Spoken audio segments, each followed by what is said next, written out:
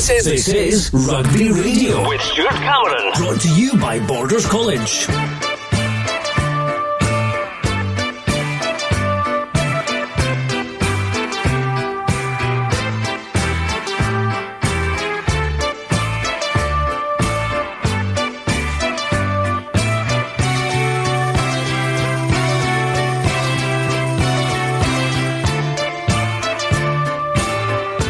Well, hello, welcome to Rugby Radio, which tonight is covering the Friday night Border League match under the lights at Philiphaugh. And with both teams pretty much fully loaded, we're looking forward to a competitive Border derby with Selkirk, the holders, looking for their third win in the league, while Melrose have played just one game so far, which they won at home to Gala earlier in the season. Well, with me in the studio tonight is Dale Clancy. Well, at Selkirk, our commentary team is Robin Purdie and Ian Hurd. So Purdie and Hurdy sounds like a winning combination to me. Well, we're going to cross to a chilly Philiphaugh in a second, but first, Dale, a word about the Border League. And for the first time in a long time, no pools, no playoffs, no finals, just an old-fashioned league, which I think is a breath of fresh air. Yeah, I like the Border League in terms of having it as a league over the last few years. It's chopped and changed in terms of the formats. It's, we've had pool systems, we've had, Haddington involved in it as well, and I think for a few years it's perhaps been an afterthought, but it's nice to see the Borders clubs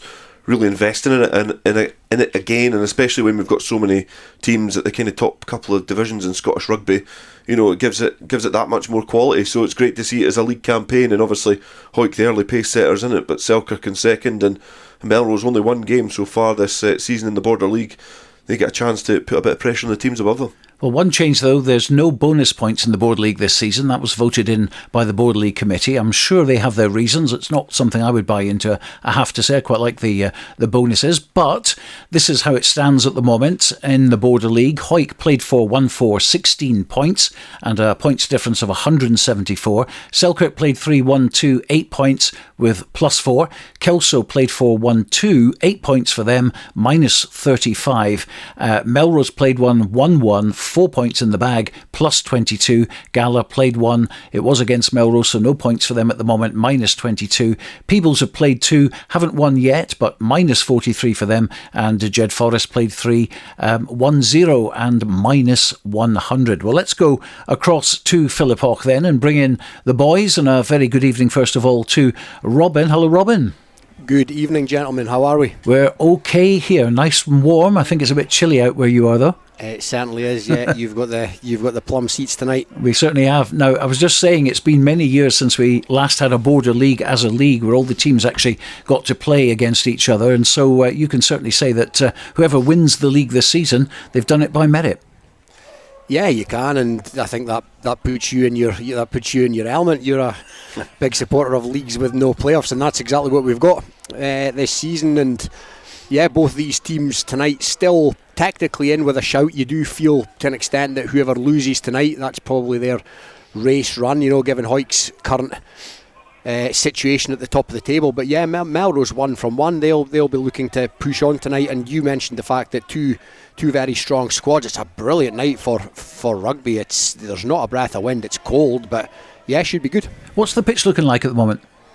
Well, I'll let Ian answer this question because Ian's actually walked on it. I've not. It's nice. I mean, it's quite firm. I think it'll cut up a little bit as in certain areas, Stuart. But it's a lot better than I was expecting it to be. I thought there'd be a lot more sort of loose patches on it. But yeah, again, I think if we get a good open game of rugby, it'll certainly hold up well. Now, you've been involved obviously with the Border League for a long, long time, and you're very much at the front of the Border Junior League as well, which is running kind of alongside this at the moment. So you obviously know the importance of getting this and keeping it. Yeah, definitely. I think the teams are struggling to put out teams every week. We're lacking in players across the board, but I think if we can try and keep things as local as possible, it means there's less travelling. You're not asking people to go up to Edinburgh and Glasgow and so on and so forth. And I think it's working. And I think these Friday night games are really helping as well. Both, Border League games, get the game played on a Friday night, hopefully get a decent crowd.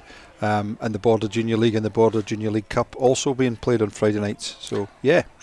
Now, it's the oldest league in the world, which we're all very proud of, I think, in this part of the country. And as far as rugby union is concerned, obviously, started in 1901, still going, which is good. But we have had to be realistic, haven't we? And say that the last few years has been a bit of a struggle. In fact, if you're looking at it in medical terms, I think you would say it's been in intensive care for some years. But at least it's kind of back on track again. Do you get that feeling? Yeah, I think so, and I think there's been a big decision taken this year by 6 of the clubs to pull out of the Scottish Cup. Obviously, Hawick, a completely acceptable reason that they're the defending champions of the Cup as well.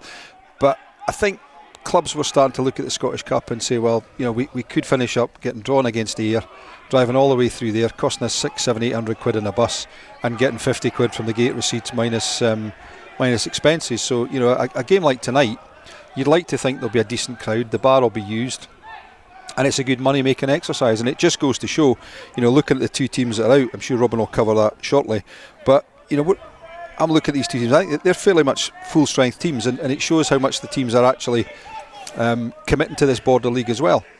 Well, let's come to that then, Robin, because looking on paper, that's about as good as it gets, isn't it, for Selkirk and Melrose? Yeah, I would say so. We spoke about it earlier, and it's refreshing to see the teams as fully loaded as they can be for the Border League. I think Selkirk are missing McClymonth in the back row. I think he took a knock last week, so that's the one kind of miss the main miss for them, if you like. But yeah, Melrose as well. They almost look as strong as they've looked for a while. Now, you mentioned McClymonth's not there. Who's captaining the side tonight? That'll be Luke Petty. Luke Petty, yes. I believe, yeah. And of course, earlier on, you spoke to Iain Chisholm, the head coach of Melrose. You also spoke to Sesh Henderson. So we're going to play those interviews out now. We'll talk to you boys later. So, Sesh, Friday night at Philiphaugh, under the lights, Border League. You guys are still the defending champions, and you're still in the hunt this season too? Yeah, we are. So, again, we're just looking forward to taking the pressure away for Premiership rugby, get back into Border League, which we're all excited about. And something different, and Melrose is going to be another tough game, another tough border battle, and we're looking forward to it. It's a good night, fresh, no wind, no rain, so let's go out and have some fun. And you've put on paper at least it's a strong team out tonight, respecting the competition. I'd say you're almost fully loaded, so no sign of sort of taking your foot off the gas now that the league's finished. No, the players are excited to get involved, that's why we picked the strongest side available. Unfortunately, Scott McClymonth's got a head knock last week, so he's out. So we've got Liam Cassidy filling in at 7 there, put Andrew McColm back to the back row, and Callum Tumble in the second row. It's really the only. Of course, we've got Zen back as well, so that's the changes. So a wee bit stronger somewhere else, a wee bit maybe not so strong in the back row with Scott. And with that in mind, the squad that you've got out, do the players still feel that the Border League is a place in the club landscape? I mean, it would appear so, given the squad that's out tonight. Well, I think that's why I think the club came away from the cup. They want to play Border League. It's important to them. There's a lot of history behind it, and they're the last year's winners, so we want to go out there and win this game and put pressure on Hawick for the rest of the games that are left. And it's a repeat, of course, of last year's final against Melrose. You've not played them this season, due to the fact that you're in a different division. But what do you feel they'll bring tonight, and what do you deem their strengths to be? I think they'll, attacking wise, they've got strength and depth right across the back line. I think the 2 back lines like to attack, so they will attack us. And they've got Bruce Colvin back at 9 tonight, who he's a quality 9. And I think defensively, I think they'll try to put real pressure on us to start with. We're at home, so they've got nothing to lose. So they'll put pressure on us on both ends of the park. And there's obviously been a lot of talk recently about the imminent changes, if you like, the Scottish club, the club rugby landscape, due to the disbanding of Super Series. So, what's Selkirk's viewpoint as it stands, and what do the club hope will happen? Obviously, you've worked hard to establish yourself as a Premiership club. Well, I think everybody's in no man's land at the moment, and everyone's a bit confused. I just want to know what this legality is over having a club who's been in the Premiership under the SRU constitution for a number of years now, fighting hard to stay there, and been taken a place potentially been taken over a franchise. I don't know what the middle ground is there.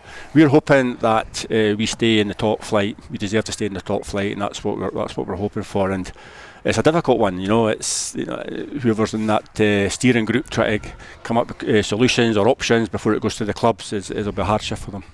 It will indeed. We'll park that for tonight. Sesh, it's all about the Border League. 100%. Yeah. All the best. Okay, thank you. So Iain, one win from one game in this competition so far, so still very much in with a chance of winning it, and it looks like you're very aware of that given the squad you've assembled tonight. Yeah, I love the 23-man squads. I think it offers us a far bigger range of player that we can field.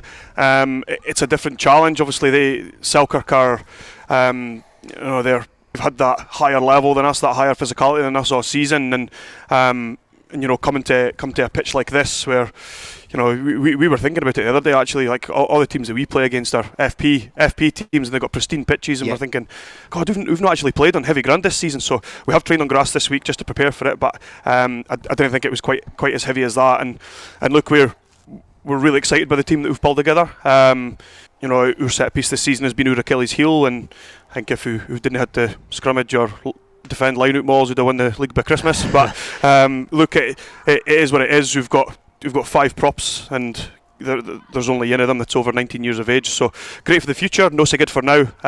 But yeah, look, we were obviously disappointed with the league season. We've been horribly inconsistent, but it's a fresh start in the Border League, isn't it? It is, and I was going to say, looking at the squad, I'm guessing that the players still really value this competition as well, given what you've put together tonight. Yeah, it's a different format though, isn't it? It's a true league, which I really feel that the Border League should be. And the guys do want to crack at Premiership sides, and it would have been easy for us to down tools after the season and just go through the motions and see what happens next year with whatever happens with reintegration. But look, the guys love playing for Melrose. They understand what we're trying to do, and they've bought into what we're trying to do. So this is a fresh opportunity for us to see if we can get after it. You mentioned the fact that you're in a different division to Selkirk. They're in the league above. Where do you feel you can get joy tonight, and who do you maybe see as their danger men, the threats that they pose? Andrew Grant City. He's a powerful laddie. I don't think we'll have come up against a centre this season that just wants to put the heat down and go and challenge defenders. Kieran Westlake's always a threat off the back, and he's obviously a good leader as well. But then you've got boys like Petty and Zen as well, who are, they're big fellas, and that's what we've missed this season, is just sheer size. But then you look at the likes of Andrew McColm, who is a real threat in everything that he does. His skills are immaculate, and look, if we give him time and space tonight, then we're not going to struggle. But we're aware of him. We know how he plays and the way that he plays through multiple contact times during the sevens, and yeah, look, we're looking forward to it. And obviously there's been a lot of talk in the last 10 days about what's going to happen post Super Series. I can see the big grin on your face there. Yep. Now, obviously the Knights and therefore Melrose are right in the midst of it. So what's the ideal outcome for Melrose Rugby Club going forward here? Ideal outcome, and my opinion, the fairest outcome, is a 14-team Premiership. And I know, look, it's funny because you can get all your gossip through the offside line, can't you? You can go into the comment sections there, and then you listen to the interview with Dale and Ek Hinnigan the other night, and Dale keeps hammering on about finances, and that's not the case. We've got a pitch to pay for. Costs of rugby club are sky high. The challenges of running an event after COVID, sky high as well. And that's not the route we want to go down. If we had finances, we are strictly amateur in National 1. Remember, we can't go out and pay players. I would have went out and got a tight head prop. I would have went out and got a tight head prop if we had the ability to do that. But the clubs shouldn't be punished for Scottish Rugby's project failing. And the clubs who were successful in their franchise, because remember, nearly everybody and their man and Doug put in an application. Some clubs thought that they just had to write their name down and they would get it, but they obviously went with the most sustainable business models. And if I've got a Doug in the race though, haven't I? So if we remain relegated, then is that punishment, or is that just par for the course and it's just run its way? So yes, I have my own agenda there, but if I'm looking at what's fairest to everybody within Scottish Rugby, then you go a 14-team Premiership and you relegate 3 over the next 2-3 years. My maths no so good, and then you could potentially looking at promoting 2 from Nat 2, and that way nobody loses out except the teams that have already been relegated out of merit. There are so many different permutations there, and you can yourself. The rugby world's a fickle place, and I think if whatever happens, somebody's not going to be happy. And look, we're very much aware of the outlook on Melrose Rugby Club, and we can't keep looking back. We had to look forward, and we had to look at big words around sustainability, big words around competitiveness, and that'll happen from developing from our youth, but also giving ourselves an opportunity to, much like Melrose did in the past, where people went there as a vehicle, as an opportunity to go. But the last Melrose player that came through the youth to play for Scotland was Kelly Brown. It's a big gap, and we want our kids who are currently in our youth setup. We want their jerseys on the wall inside, and we want in 30 years' time or 20 years' time, we want them coming along to mini rugby with their bearings. We want them drinking in the club, and we want to make sure that we're there to promote essentially the Hurlstone High School catchment area through rugby and through Melrose. And like the Melrose brand's massive, and the facilities that we've got are great. They're when you think about this, good gym. Big area over there. We don't have a big gym. Our building could do with a lot of work. So look, if whatever finances that were there from Dale Clancy's pocket, then they would be going into making sure that we've got a clubhouse that's suited for everybody. So look, the whatever happens with the reintegration of players, and look, I'm involved with the Knights this year, so like the reintegration of players to their own clubs as well is really important for us. But we're still expecting to get 8 to 10 players back to play for the club side. Now, whether that's in National 1 or whether that's in the Premiership, look, we're prepared for it to be really beneficial for us and me. But I'm also prepared for it to be unfair. I'm not saying that it's going to be, but I'm also prepared for that. And whatever happens, we just need to suck it up, get on with it, and make sure that we make the best of whatever situation happens. And I think, look, you could probably see that from the Knights statement. No, we didn't use language like disappointed or like maybe negative connotations like that, because look, we're all fresh in the door. Myself, Dougie Crawford, and Scott White's not fresh in the door, but he brings a lot of energy, and he's been brilliant with how he's engaged with clubs and people and local players, and it kind of just feels like we've got our act together with the Knights, and it's coming to an end. But look, whatever happens, we're excited for the future, and we're excited for the Melrose Rugby brand. Well, Iain, thank you very much for your candid honesty on that. Always refreshing. So thank you. As I said to Sesh, we'll park that for tonight, the Super Series issue. This is the Border League. All the very best for this one tonight. Thanks, Purdie. Cheers. Iain Chisholm talking to Robin Purdie, and before that, Sesh Henderson, the head coach of Selkirk. Well, a certain gentleman was mentioned during that interview, Dale Clancy. Hello, Dale. Hello, twice. Back again? Twice, I think. Twice, you got 2 mentions from Iain Chisholm. That's a record, I think, so far. Anyway, put the record straight. Yeah, I think I see his point in terms of me talking about finances, but I think he's probably missing my actual underlying point, is the fact that Melrose have access to a unique event which in the past has been really successful for them, in terms of generating that finance to make that club really, really successful.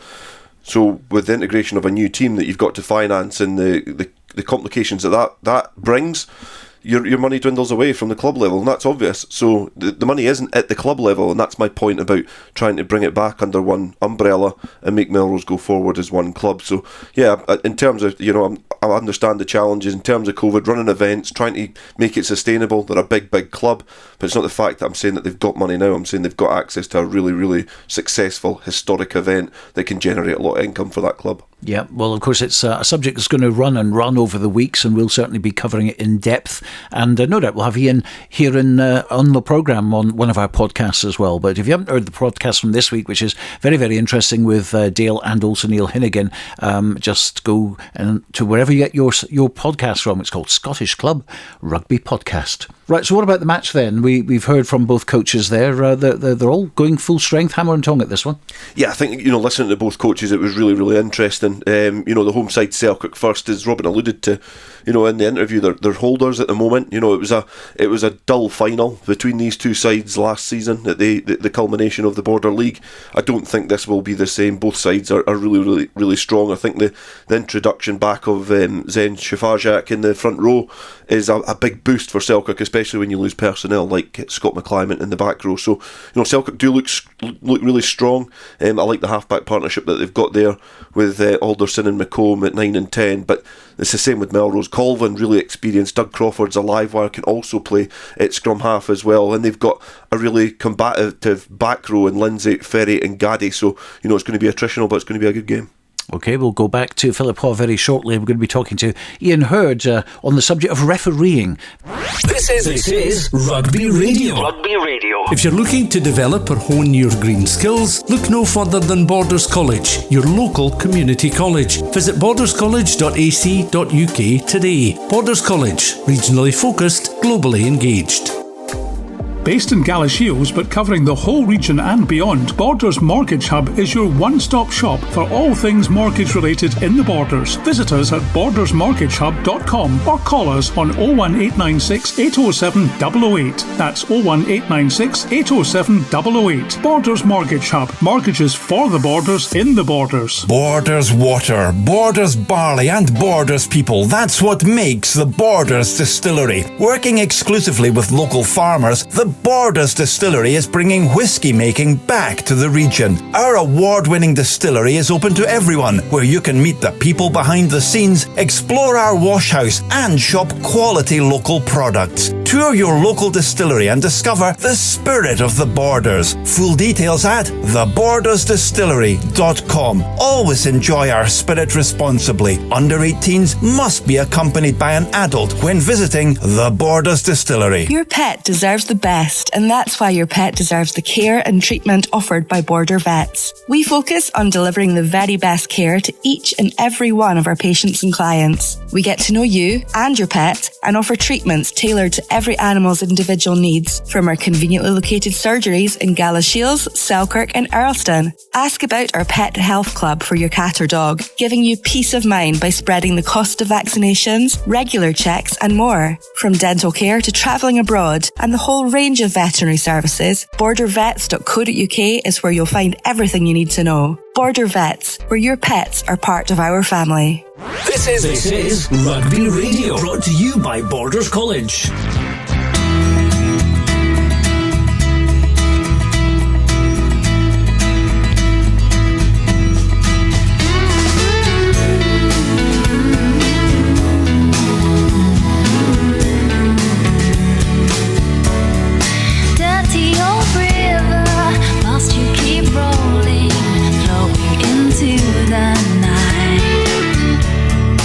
People so busy make me feel dizzy.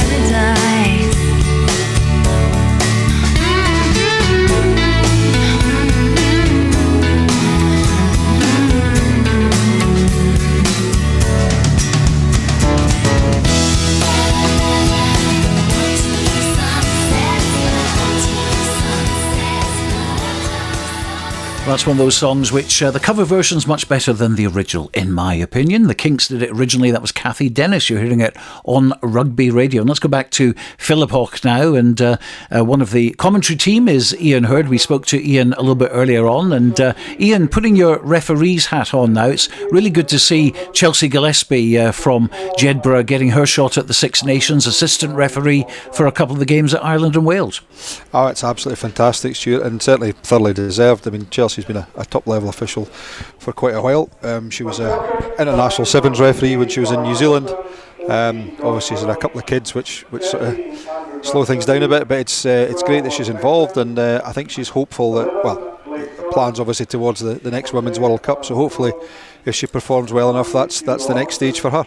I didn't realise until I spoke to her at the Jed Sevens last year that she is so experienced. She's had about 20 odd years doing this. Yeah, I mean, she started quite young, from what I understand, and then she got through the ranks in New Zealand, and then I say she got onto the women's sevens circuit. So when that first started up, I can remember the first time I met her was in Amsterdam, a good few years ago, when there was a leg of the IRB sevens there. So she's a lot more experienced than I think a lot of people think, because obviously she's only been in Scotland for a few years. And of course, part of the Borders Rugby Referee Society, and you're always on the lookout for recruitment. We always talk to Stephen Durnbull and a lot of the other referees as well, and try and get as many people into refereeing. And you're, as always, that campaign is ongoing. Oh, definitely. It's every year. We're always sort of struggling at the start of the season. We managed to get things together and get people out on the pitch, and we've had a lot of sort of help from sort of older referees this season, and also guys that have come out and helped it now and again. But every week's a struggle, and we could do with more referees. We're quite fortunate in that we've got a lot of referees on the national panel, which is great, but it then has an impact on ourselves, is that we get a couple of new referees in, and quite often they move up to the SRU panel quite quickly because they've got a bit of talent, which is brilliant that we're putting them forward. But it's a bit annoying for ourselves is that we lose them. So the more the merrier. People come along, we'll train them up, support them. Somebody goes out with them the first couple of games, so they're not left on their own. And we keep working with them. We've got two really experienced coaches in Ronnie Dumma and Colin Henderson, who've been for sort of 35, 40 years, and they're out watching every week, and they do a fantastic job for the society. Well, it was certainly nice to see the name of Andrew McMenemy included recently as well. I thought he'd disappeared altogether, but he was really flying high for some points, and it's good to see him back involved again. Yeah, I mean, Andrew did really well. He got to a certain level, but I think there was an element of he potentially they thought he wasn't going any further. He then joined the police, moved away from the area, and but he's still back involved as a TMO, which is great. It's disappointing that he's not on the pitch, because someone of his experience and ability would certainly be a benefit to Scottish rugby. But he seems to be doing quite well in the TMO world. He's involved in the women's internationals, as is Chelsea. So hopefully he'll have a place potentially at the Women's World Cup as well. Well, certainly the TMOs are getting a lot of publicity at the moment, aren't they, Iain? But we won't go there. In fact, we'll go back over to Robin, because I think we're just about over a minute away from the kick-off in tonight's big Border League clash. It's down at Philiphaugh, and let's rejoin Robin Purdie and, of course, Iain Hurd. Thank you, Stuart, and welcome to a chilly Philiphaugh under the lights for this Border League clash between two teams that, if results go their way, are still in with a chance of some silverware this season. Hawick unsurprisingly lead the way in this competition, but current Border League champion Selkirk sit in second with a game in hand, and Melrose's campaign is barely up and running. They have one win from their one game so far, but with Hawick sitting 4 from 4, you feel that both these teams need a win tonight to maintain any realistic hope. Looking at the teams, both look pretty well loaded. Selkirk go with Callum Anderson at fullback. Wings are Josh Welsh and Blake Cullen. Ross Nixon and Andrew Grant Sutty are the centres, with Hugh Alderson and Aaron McComb at 9 and 10. Luke Petty, James Bett and Zen Svarjak are the front row. The middle row is Andrew Cochrane and Callum Turnbull, with Andrew McComb, Liam Cassidy and Kieran Westlake forming the back row. Melrose have Don Crawford at 15, Connor Spence and Kieran Clark are out wide. Struan Hutchison and Rolly Brett are at 12 and 13. Doug Crawford's at 10, with Bruce Colvin at 9. Will Owen, Ben McLean and Andrew Kirkpatrick down in the front row. The locks are captain Angus Runciman and Tom Brown, with a back row of Rory Lindsay, Will Ferry and Lachlan Gaddy. As you mentioned, tonight's ref is Stephen Turnbull, with Sam Ramage and Chelsea Gillespie running the touchlines. And speaking of officials, one of the best is alongside me tonight to call this one. Good evening, Ian Herd. So Ian, still a bit to play for tonight for both these teams, but neither comes into it in their best form. No, I mean, I think it's been a bit stop-start, obviously, over Christmas. We've had some bad weather, which hasn't helped.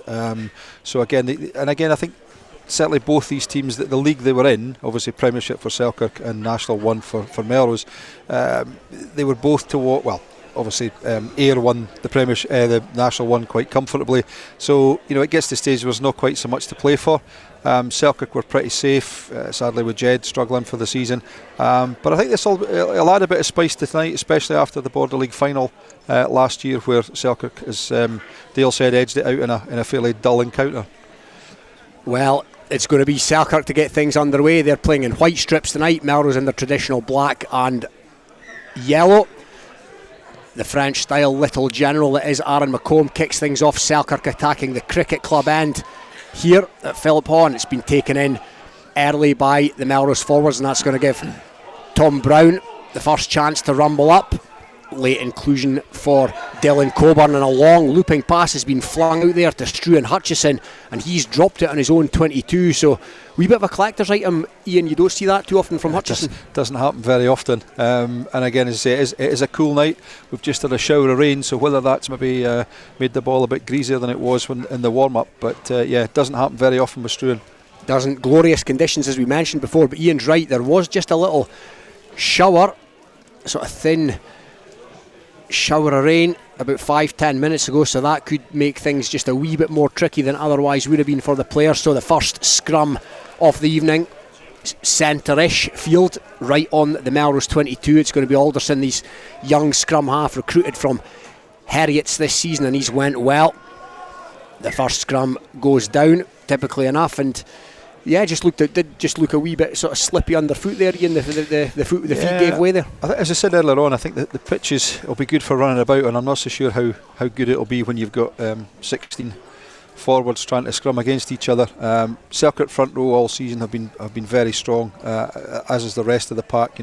They've lived with some of the better teams in the Premiership, so it'll be interesting to see how fairly young and certainly inexperienced Melrose front row cope with three grizzled old veterans in the Selkirk front row. Yeah, it's a point I was just going to make, Ian. You're absolutely right. It's a hugely experienced Selkirk front row with the likes of Petty and Bet in there, and the Polish international Zwarzak, but Melrose made a pretty good fist of that, but it's come back on the Selkirk side, and there's an early chance on here. There's a run here, Nixon's hauled down. They've made a wee bit of ground there, Selkirk. Now it's going to come back to Westlake. Club development officer from Boroughmuir Bears came down earlier in the season. That was hit up there by Andrew Cochrane, but he was stopped in his tracks, and there's a dummy and go there by Iain McColm. He feeds it on again, second carry, and an offload that time from Westlake, and there's a dummy there by the little scrum half, and they're up towards the line here. Selkirk, are they going to get the first try of the night? Keeping it tight in there. Referee's got a close eye on it, Stephen Turnbull. Looks like they're going to stuff it up the jumper here, Selkirk. They're only a metre or two short of the line. Yeah, still going to get Zwarzak here. He's the latest to trundle it up, and there's the next carry there. One of the second rows for Selkirk. Good control of the ball here. Got the wee bit of a switch, and it comes back to McComb. McComb out to Anderson. Anderson's got his winger, Josh Welsh. Josh Welsh is in for the first try of the night in the corner on this near side, and that's really composed play by Selkirk here. Absolutely. I mean, it just came from the scrum initially. There were a couple of dummy runners, and it stuck. I think it was Andrew Grant City through the hole, and then Selkirk just decided just to hang on to the ball, hit up 2 or 3 times, and it was really composed play, as you say, Robin. And then they realised that there was an overlap outside, so the second row put it out to the backs, and they just shifted the ball, and it was nice. Josh Welsh in space. All they had to do was just canter in and score the first try of the night. Yeah, perfect timing to release it wide. Good awareness. Very, very un-Scottish, you might say. Not just to stuff it up the jumper and chip away at the line, but maybe the less said about that, the better. It's going to be Alderson with this conversion attempt. He's 4 metres in from the stand side here on the 22. Accomplished young marksman.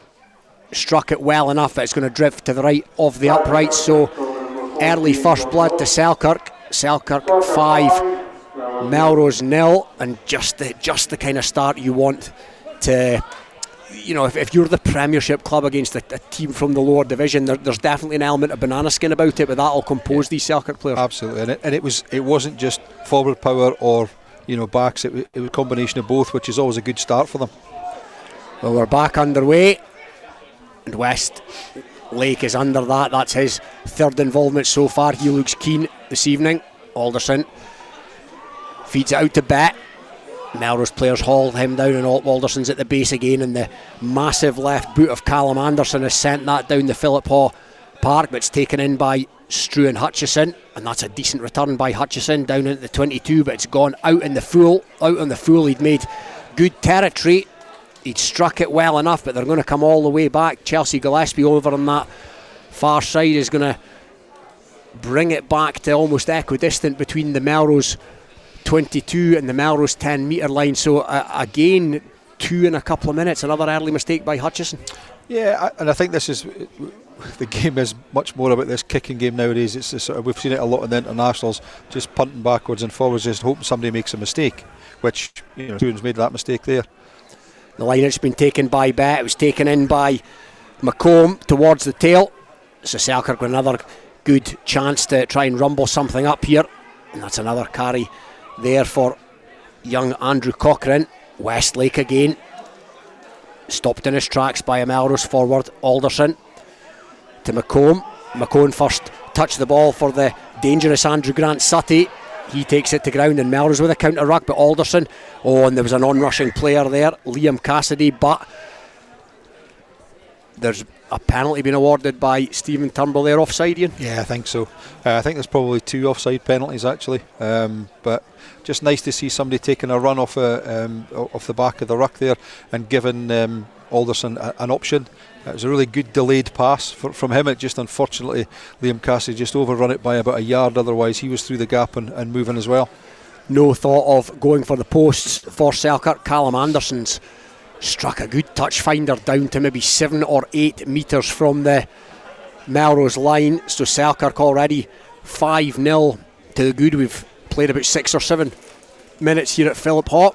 It's going to be James Bet again to throw in, plays it safe to the front of the line out, and that's going to give the forwards a chance to rumble round, and Westlake's in there. Melrose have taken him towards the touchline, but he's managed to keep it in field, so it's going to be Alderson again at the base. McComb lurking with intent, that's Andrew McComb, and good rush defence by Melrose though. They're up off the line quickly there. Callum Turnbull, the latest, looking for the ball, but it's his second row partner Cochrane who takes it in, and again 2 or 3 carries for him so far. Nixon, good maintaining of possession here. This time the cross kick comes in from McComb, but it's well gathered there by a Melrose player. We're just waiting to see he's taken the mark. The player who fielded it looks like Donald Crawford, so it just takes the sting out of that. It was the cross kick from Aaron McComb. He thought he'd seen the space, but it was well fielded by a man who's played 10 times for the Southern Knights this season, using experience in that occasion, but not gone to touch, chosen to keep it in field, the kick, and that comes back to Callum Anderson, and this time he elects to stick it into the Selkirk Knights sky. Melrose players under it. It's been fumbled, but it's gone backwards, so Melrose in possession now, just on the edge of their own 22. Gaddy, the ex-Mercistonian. Scrum half at the base is Colvin. Will Owen, the prop, back with Colvin, and that's another loose pass, so Hutchison has to take it in, and he's clattered in his own 22, not making much headway at the moment, Melrose, but Stephen Turnbull's going to bring them back for a penalty to the away side. It looks like offside again, and that just gives Melrose the opportunity to relieve the pressure. Yeah, I always think these are really poor penalties for teams to give away. You've got the team under pressure on the edge of their own 22, so give them that extra step. Don't go rushing up, because at the end of the day, all that Melrose can really do is try and hit up and get out, or try and kick, and they're not going to kick that far. and then you're going to have the line out throw in. Now we've now got a situation where Melrose are now onto the 10 metre line in the Selkirk half with a throw in for themselves and got a chance to release their backs for the first time tonight. Yeah, first meaningful territory of the evening for Melrose. It's going to be a line out to them on the Selkirk 10 metre line far side here at Philiphaugh. We're around 9 minutes gone. It remains Selkirk 5, Melrose 0. Early try for Josh Welsh. Scored a lot of tries here over the years, Josh Welsh. Delayed throw-in from Melrose, but it's taken in the middle by Gaddy, as has been the case so often this season. So Melrose now with a chance to rumble it up through their forwards, and it's taken in there, and it's going to be fed out by Will Owen. Gaddy again, this time is going to carry. He bumps off the first man, which was Zvarzlik. No mean feat, and it's Colvin at the base. Another loose pass by Colvin that's gathered in by Tom Brown. Tom Brown gives it to Hutchison, and Hutchison's hit hard and he spilled it. That was Petty in with a tackle, but another penalty's been conceded by Selkirk while Melrose are playing advantage, so they're going to go back for a Melrose penalty. 4 or 5 metres from almost inside their own, or the Selkirk 10 metre line. Gaddy comes up for a chat with the referee, and Struan Hutchison, the latest to not go for points and stick it down the touchline, and that's hopefully a shape of things to come. That's both teams, Ian, have given up kickable penalties. Absolutely. Despite the fact there are no bonus points, you might as well score tries. It's quite interesting so far. Bruce Colvin, who's probably one of the most experienced scrum halves in Border rugby, hasn't been playing a huge amount of scrum half this season, and you know he's thrown out 2 or 3 really wild passes so far. Line out's been taken. It's a bit of a girdle low as far as Melrose are concerned. And Selkirk have came up with possession, so that's a loose one for Melrose. They'll be annoyed at that, and Callum Turnbull's going to hit it up. It takes a couple of Melrose players to drag him down. 4 tries for Turnbull this season from the second row, and again it's the meaty left boot of Callum Anderson who sends it down the park, but it's been taken in by a Melrose player over on that far side. That looked like Crawford, and the arm's out again of the referee, so it looks like there's another penalty coming, possibly for a high shot. So Melrose clawing their way back into this game, partly due to Selkirk indiscretions. Zvarzlik's over that, and he stole it brilliantly, but it was always being played with advantage. And yes, the signal is given for a high challenge, and just Selkirk falling foul of referee Stephen Turnbull at the moment. Yeah, just 2 or 3 silly penalties. I mean, the high tackle one's always difficult, especially when it's close quarters, but you know the offsides are really easy manageable out the game. As the kick is taken to touch and sent down towards the corner, so from a similar position as they were a couple of minutes ago, Melrose will get another crack at this. It'll be Ben McLean, another ex-Southern Knight in the Melrose ranks, to throw in here. The likes of Runciman in the line out, Tom Brown, the reliable Gaddy, and it goes to Gaddy, and here's a reliable source once again, and it's snipe here. It's Ferry coming round the corner after a snipe by Colvin. Colvin now to Gaddy, now in the shadow of the Selkirk post. Melrose good riposte after the early try. It's Ben McLean pumping the legs, and he's held up just short. Colvin to Doug Crawford, to Rolly Brett, and that's a loose pass by Brett, and it's Kieran Clark on that far side. He's wrapped up, but again another high shot by Selkirk. So back with Melrose. Gaddy, he's chopped down at source by what looks like Petty. Colvin, Doug Crawford, Struan Hutchison, he's hit hard by Nixon. Nixon flew up out the line, and another penalty has been awarded. As mentioned, they're playing with advantage, and how many more of these, Ian, will there be before they start to rack up to the point where a yellow comes? Especially if there's 2 yellow cards, 2 high tackles in fairly quick succession, you're going to be thinking he's going to have a chat now. But it just actually goes to show there was a tackle that was deemed as high because it was round the neck, and then the next tackle that went was Luke Petty, which basically was round about the guy's ankle. So it's possible to do it. It's just techniques from the players. And after all of that, Melrose again with a kickable looking penalty have elected to put it in the touchline to the touchline. So take 3 for Melrose, another line out from a similar position, and it'll be Ben McLean almost outlessly to Lachlan Gaddy in the middle of the line out. It's one thing knowing they're going to throw it to him, it's another to stop him getting it, but he's had to palm that back with his outside hand, and Ferry's had to mop it up, and Ferry's well tackled in there by a Selkirk player, hauled down to deck. Colvin to Brown. Brown again, hit hard by Zvarzak, who's putting himself about. Colvin at the base once again to Gaddy. Gaddy hit hard, that might have been slightly high as well, but Stephen Turnbull seems happy enough. Now Doug Crawford to Rolly Brett, to Donald Crawford. There's a Melrose Selkirk player in over that, it's Nixon. That looked like a decent contest, and now there's a counter ruck from Selkirk, and another penalty comes the way of the away team. Now is Stephen Turnbull going to have a chat with one of the Selkirk players here? Oh, and a yellow card's been awarded after all that. And it's Iain McColm, of all people. Talk us through that one, Ian. Yeah, I mean, I think for me they're a little bit unlucky, Selkirk, there, because there was a player in over the ball.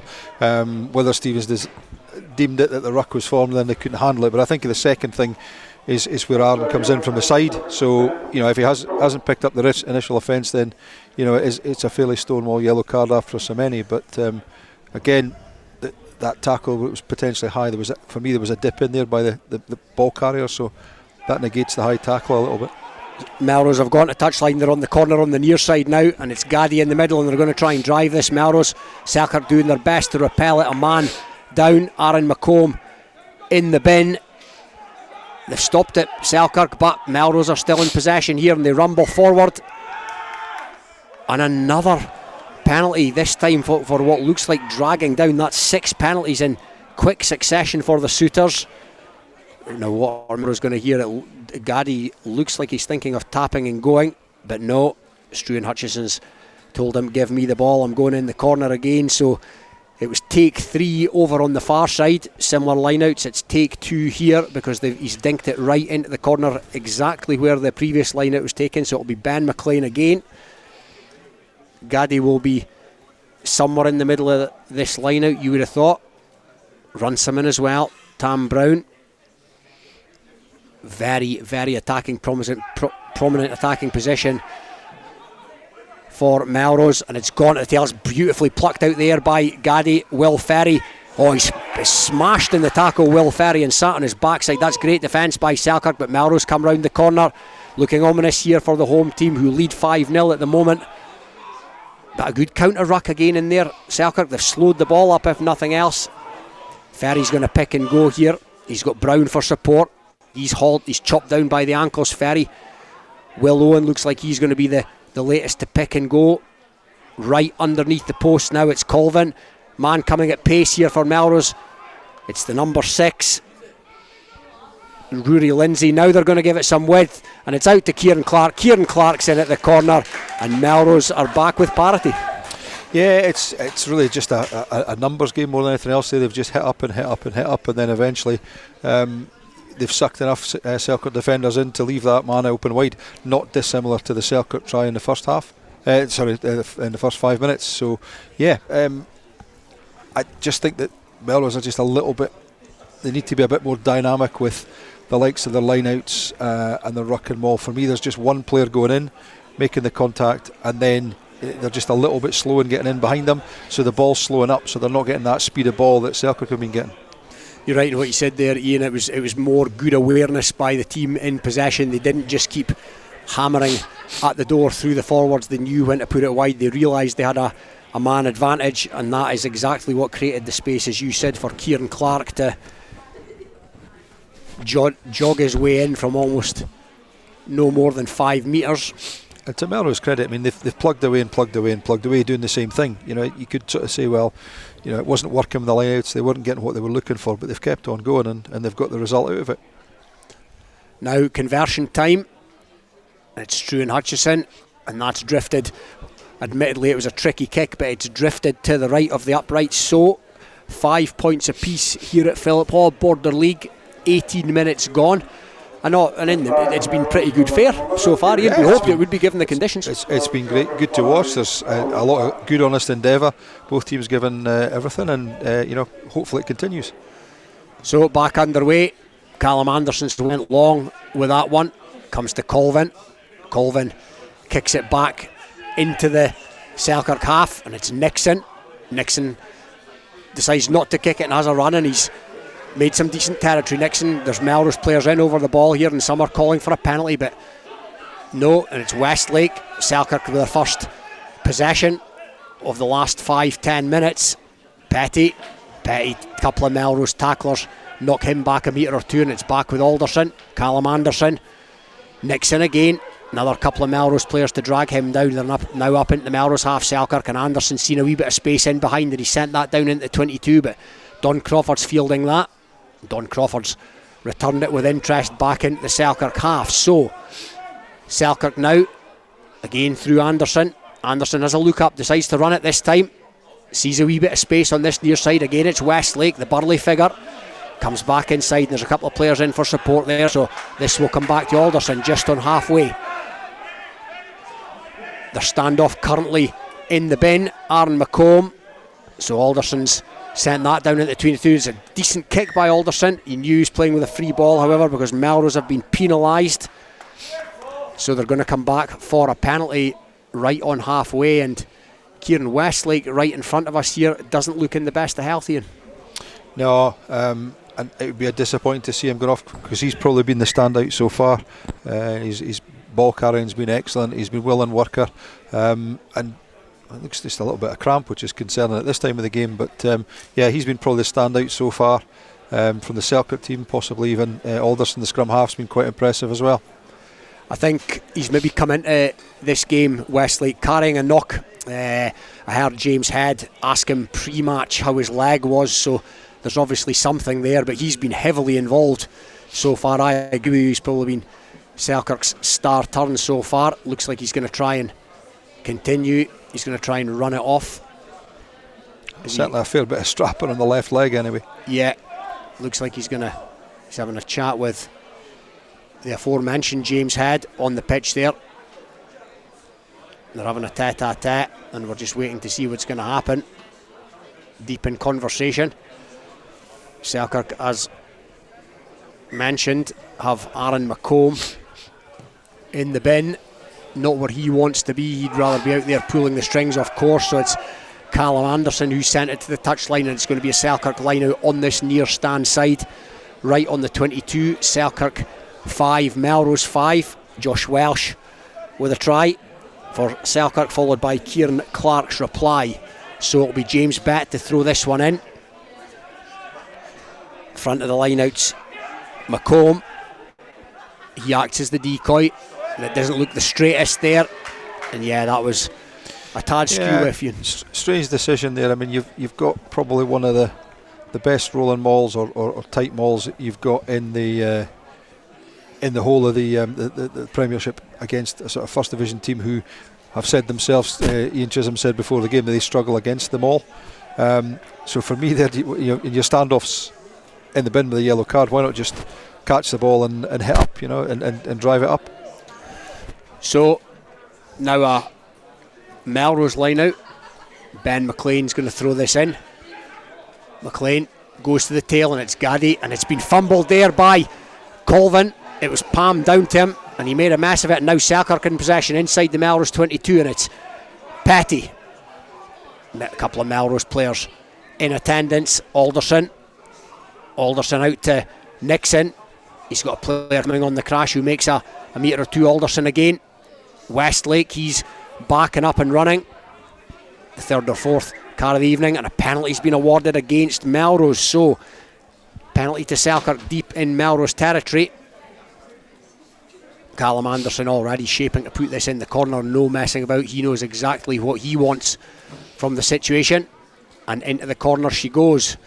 Penalty strewn game so far, Ian, but I think I think they've all been a fair call from what I've seen. Absolutely. I mean, again, there you got a situation where I think it's Angus Runciman's just laying on the wrong side, no attempt to move, so they don't get the quick ball, so there's nobody there to use it to get that ball out, so you've got to go with a penalty. So line out comes in. It's McComb. Andrew McColm takes it in, one of the league's top line out forwards. And there's a rumble on round the corner here for Selkirk. They're just shy of the line. 14 man. Selkirk, let's not forget. And another penalty's been awarded against Melrose for pulling down. That's their fourth concession of a penalty. So interesting there. You're about 2 metres away from the line. Questionable for a penalty try there. It was moving anyway. It was going forward. There would have been a case for it. And Selkirk this time again elect to go into the corner.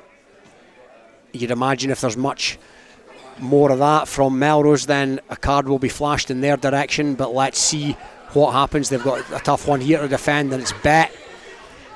And again, it's going to go to Andrew McColm, similar to what we just seen. And again, it's moving forward from Selkirk as they inch towards the line. It splinters round one of the sides. They're up towards the line, pumping the legs. Melrose have got a player in there, though, over the line. And Stephen Turnbull, the referees, deemed that to be held up. So, wee bit of a wasted opportunity that for the suitors. Yeah, it's maybe just that little bit of patience, which they would normally show, is just take that second or so longer and just keep a hold of the ball, and then just make sure there's no Melrose defenders in the way. Now, Struan and Hutchison had attempted to go quickly with the dropout, caught everyone unawares, including the referee, who's asked them to go back and retake it. So it's going to be a goal line dropout for Melrose. 25 minutes gone here. Selkirk 5, Melrose 5. It'll be Struan and Hutchison. Selkirk have got themselves together here defensively, so he goes longer with this one. It's going to fall right to who you don't want it to fall to, Andrew Grant Sutty. There's a crash ball there. Selkirk player coming at pace, makes a metre or so. Alderson, McComb's back on. Nixon caught in possession, but he goes out the back door to Callum Turnbull. Callum Turnbull's knocked back in the tackle, and Selkirk find themselves back 5 or 6 metres outside the Melrose 22. That's a clever little kick put through there by the Selkirk player, but it's going to go just dead in goal.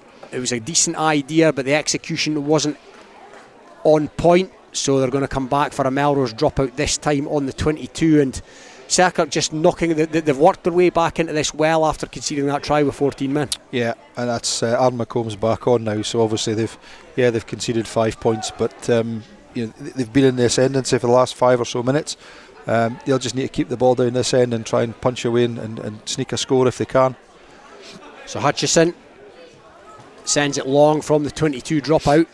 It's going to be taken in there on the Selkirk 10 metre line, back to Callum Anderson.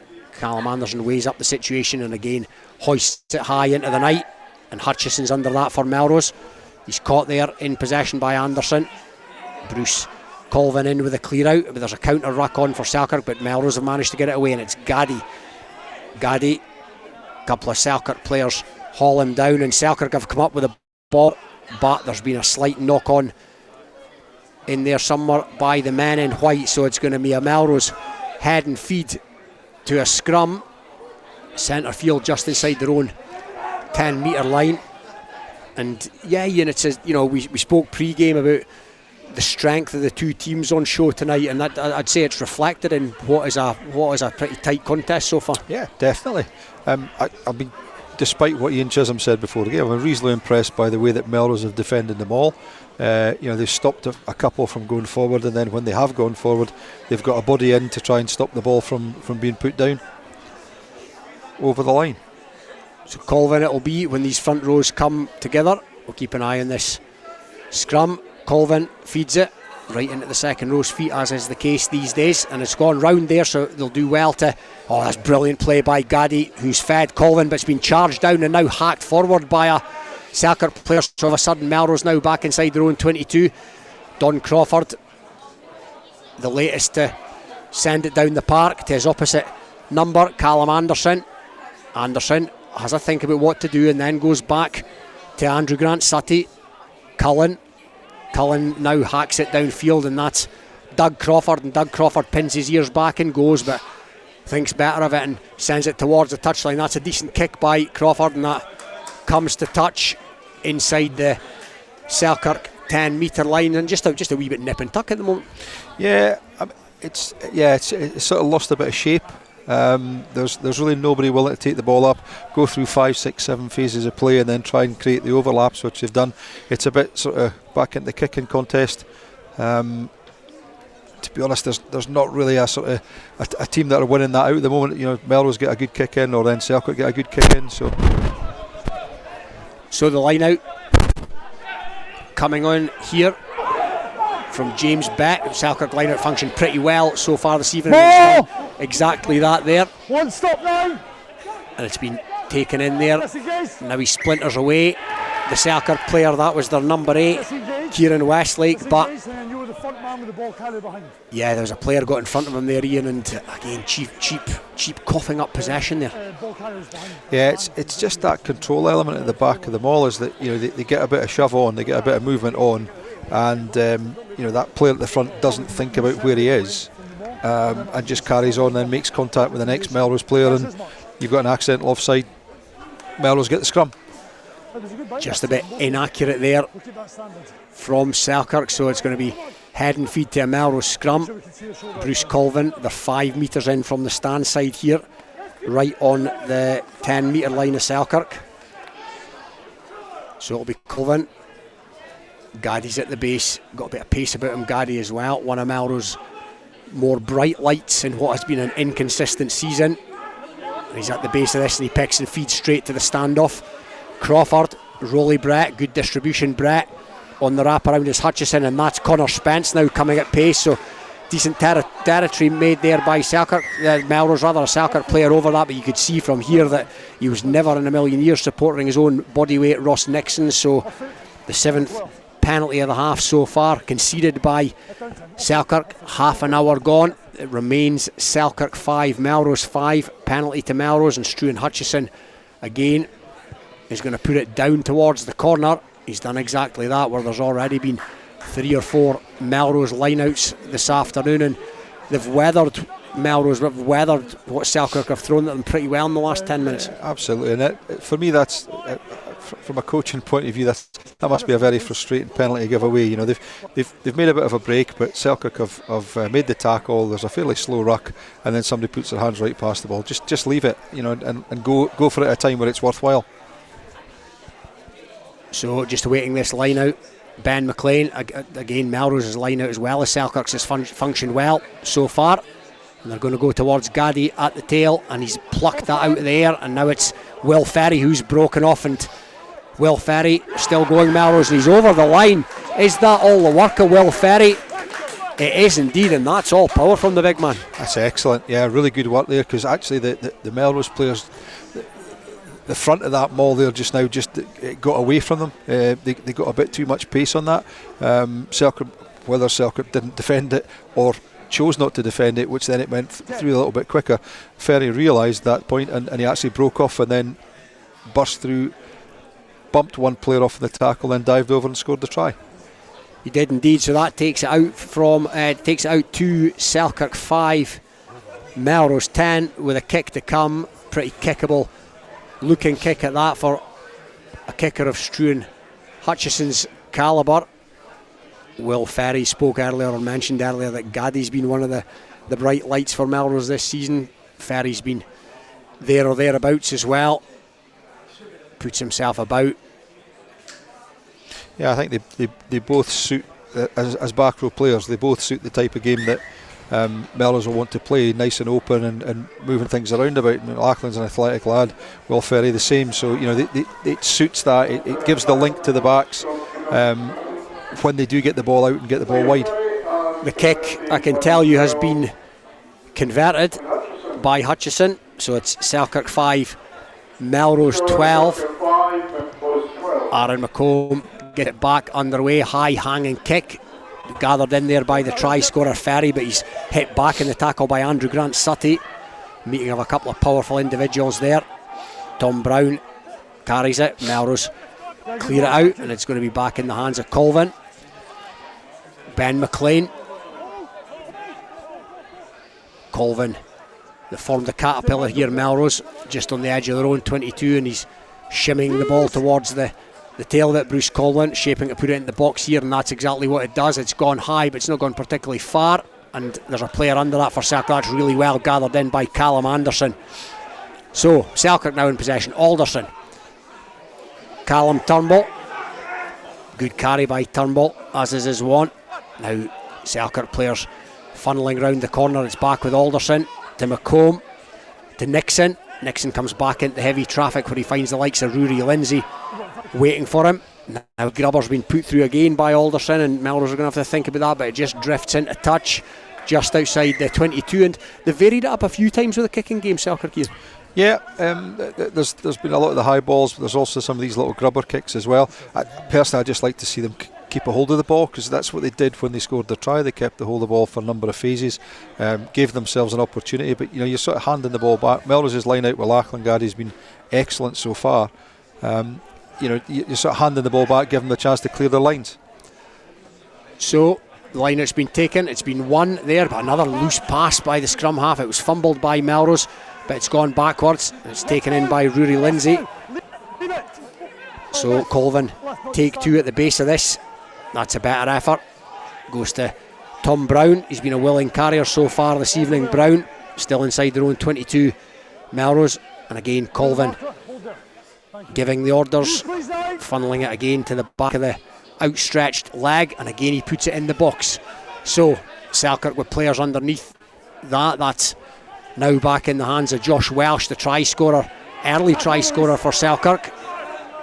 He takes it into the contact and sets up a ruck. Westlake puts his head down and goes, takes 2 or 3 players, and there did look to be a high shot in there, and Stephen Turnbull would appear to agree because he's got his arm out. And again and he tries to take it quickly, Alderston, and he's hauled back by the jersey. It's just a penalty.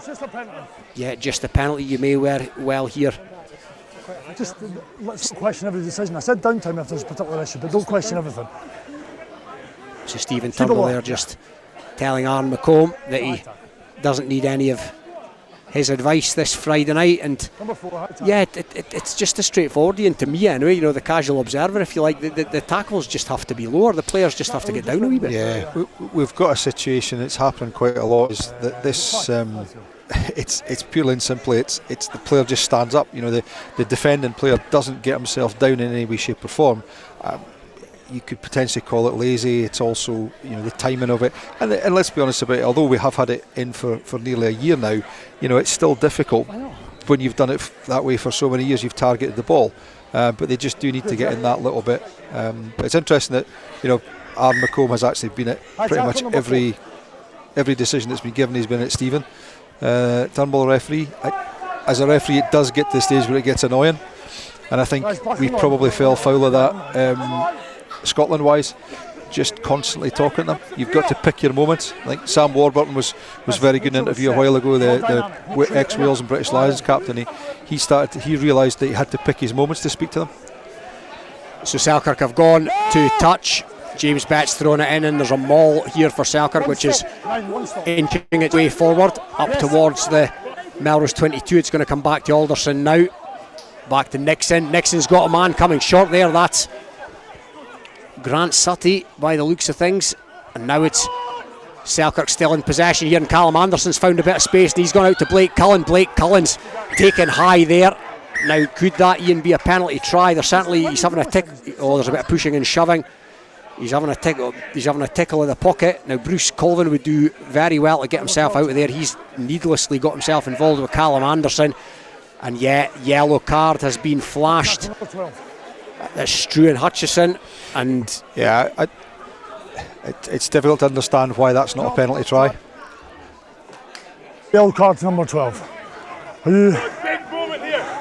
Time off. Yeah, can I do that?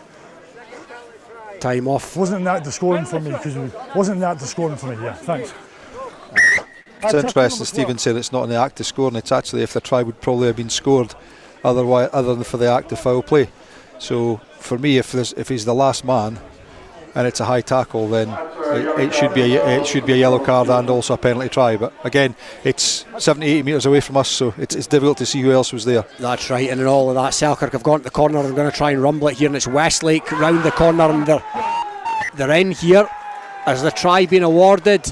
Yes, it has. So Selkirk have replied. It looks like James Bett who's taking the handshakes and the slaps on the back. There was a move worked from that line out over on that far side. Westlake came round, provided the support, and it was Bett who could have finished off. Yeah, it's interesting. The previous line out Selkirk had from a penalty, they drove it and they did a really good job of driving it. They made 10-15 metres, so that always just puts the sort of the thought in the back of the Melrose mind they're going to do the same again, which then means they commit players. The players come in and commit to that maul to try and stop it from being driven, and then they just did the sneaky front play where it went straight back round the front. And Westlake, again, he'd gone out of the game for about 5-10 minutes, 15 minutes.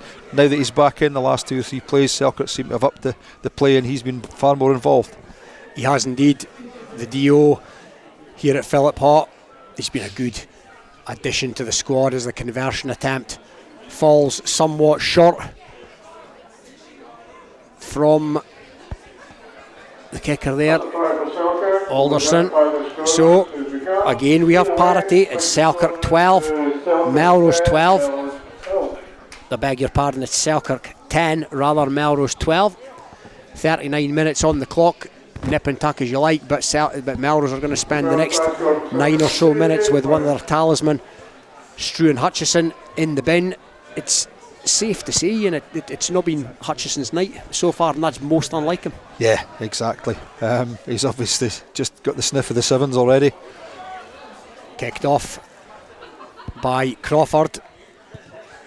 Old school spiral kick there in return by Selkirk. That's going to bounce, and it's bounced beyond Donald Crawford, further than you would have liked it to go, and he's now stuck up the old school Gary Owen, and it's Alderson underneath it, and he takes it acrobatically and falls to ground, sets it up. Petty at the base playing scrum half, and it's Callum Turnbull, always a willing workhorse. Callum Turnbull, he sets it up. Selkirk just inside their own 10 metre line, back with McComb out to Nixon, and Nixon sees a wee bit of space, and he's tackled there by Bruce Colvin. A couple of old stagers coming together. Blake Cullen tries to have a snipe, and there's Melrose hands on it, and yeah, the referees deemed it a bit of holding on there. It's just getting a wee bit spicy, I would say, as well, Iain. Yeah, it's what you want to see. It's a border derby. Yep. You shouldn't really expect anything else. That's Selkirk up to 8 penalties conceded in this first half to Melrose 4, and just as we approach half time, it's Selkirk 10, Melrose 12. The penalty's been awarded on the the Selkirk 10 metre line, and Melrose are going to have a pop at goal. Just waiting to see who's going to kick that, the regular kicker. Stuart Hutchison, of course, is in the bin. Looks like Kieran Clark. Kieran Clark. Iain, who's going to have a pop here, so he's an interesting battle of wills between him and Stephen Turnbull at the moment. Kieran Clark kicked the ball forward 3 times to try and get it closer to the post, and Stephen's kicked it back 3 times. He's a bit of a veteran referee as well. Savvy stuff from the referee there. So not the easiest kicks. He's inside or just outside the 10 metre line. Kieran Clark takes his run up, struck it not particularly well. It never got more than 6 feet off the ground, that, Iain, and it's dotted down behind the posts as Stephen Turnbull brings the first half to a close. And Iain, it's been exactly that, as you mentioned there. It's been a border derby. Yeah, it's been very enjoyable. It's what you come to expect. It's 2 teams that have probably not played a huge amount of rugby over the last few weeks, and probably not played the type of rugby that we're getting tonight. So it's been enjoyable. It's been sort of more old school than it has been fantastic flowing open rugby, but there's been some good passages as well. Some really good performances so far. Westlake from Selkirk, the 2 second rows have been really willing. Callum Anderson's played quite well at fullback. For Melrose, I think Gaddy's played really well so far, and Will Ferry as well. So their back row's probably edging it at the moment. But yeah, tight game, 12-10, probably a fair reflection of the first half so far. I'd be inclined to agree with you, Iain, as the teams disappear down the tunnel to the warmth of the dressing room. Melrose slightly ahead on the scoreboard. Both players have had a man in the bin. In fact, Melrose will start the second half with Stuart Hutchison in the bin. You'll have to serve another 5 or so minutes, but it's half time here at Philiphaugh. It's Selkirk 10, Melrose 12. That's Iain Hurd, and also Robin Purdie covering the match for us tonight at Philiphaugh. Dale Clancy with me in the studio at the moment, having a listen to what's been going on. We've had 4 tries tonight, only 2 points in it. Yeah, it sounds intense. Philiphaugh, you know, the two sides are very little to separate them, and it's interesting to see two playmakers getting put in the sin bin as well, and what kind of impact that's had on the squads. Obviously, Andrew McColm getting yellow carded earlier on, and then Hutchison, you know, probably a pivotal time in a game getting put in the bin, and you can see obviously Kieran Clark stepping up to take that penalty. Just can't stretch the advantage there, but at the moment Melrose just edging it and seem to be winning the physical battle as well, from what we're hearing from Robin and Iain, you know, in terms of the physicality, with the likes of Gaddy and Ferry in the back row and Brown and Runciman as well. They seem to be, you know, getting the upper hand in the physical battle at Philiphaugh. We'll be going back there very, very shortly, and we'll be talking about Scotland and England. This is Rugby Radio. Rugby Radio. Borders College is your local community college with qualifications recognised and valued by employers. To find out more, visit borderscollege.ac.uk today. Borders College, regionally focused, globally engaged. Based in Galashiels but covering the whole region and beyond, Borders Mortgage Hub is your one-stop shop for all things mortgage related in the Borders. Visit us at bordersmortgagehub.com or call us on 01896 807 008. That's 01896 807 008. Borders Mortgage Hub. Mortgages for the Borders in the Borders. Borders water, Borders barley and Borders people. That's what makes the Borders Distillery. Working exclusively with local farmers, the Borders Distillery is bringing whisky making back to the region. Our award-winning distillery is open to everyone, where you can meet the people behind the scenes, explore our wash house and shop quality local products. Tour your local distillery and discover the spirit of the Borders. Full details at thebordersdistillery.com. Always enjoy our spirit responsibly. Under 18s must be accompanied by an adult when visiting the Borders Distillery. Your pet deserves the best, and that's why your pet deserves the care and treatment offered by Border Vets. We focus on delivering the very best care to each and every one of our patients and clients. We get to know you and your pet and offer treatments tailored to every animal's individual needs, from our conveniently located surgeries in Galashiels, Selkirk and Earlston. Ask about our Pet Health Club for your cat or dog, giving you peace of mind by spreading the cost of vaccinations, regular checks and more. From dental care to travelling abroad and the whole range of veterinary services, bordervets.co.uk is where you'll find everything you need to know. Border Vets, where your pets are part of our family. This is Rugby Radio, brought to you by Borders College.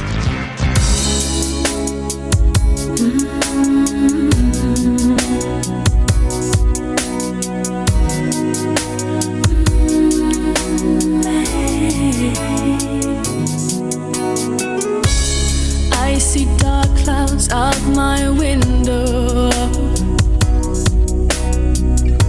I know the storm is coming any minute, and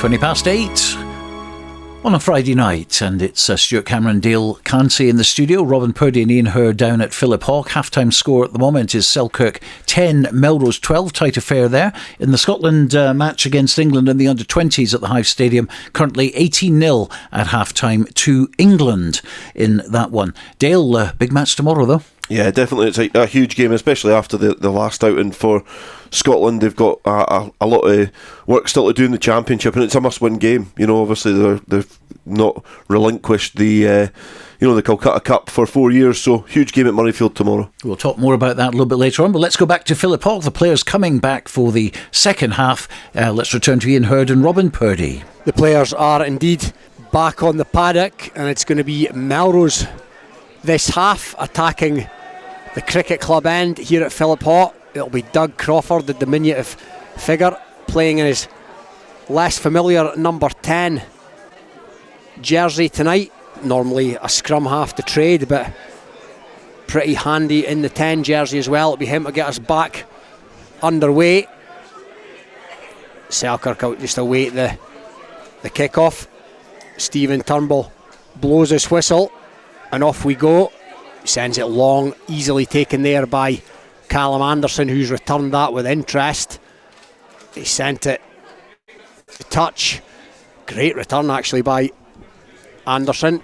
Sent it to touch just in and around the Melrose 10 metre line on that far side, so an early territorial gain for the home side. Going to be a Melrose line out. Ben McLean to throw in. Spoke in the first half about how the Melrose line out had functioned pretty well in the first half, and they go to the reliable source that is Gaddy in the middle.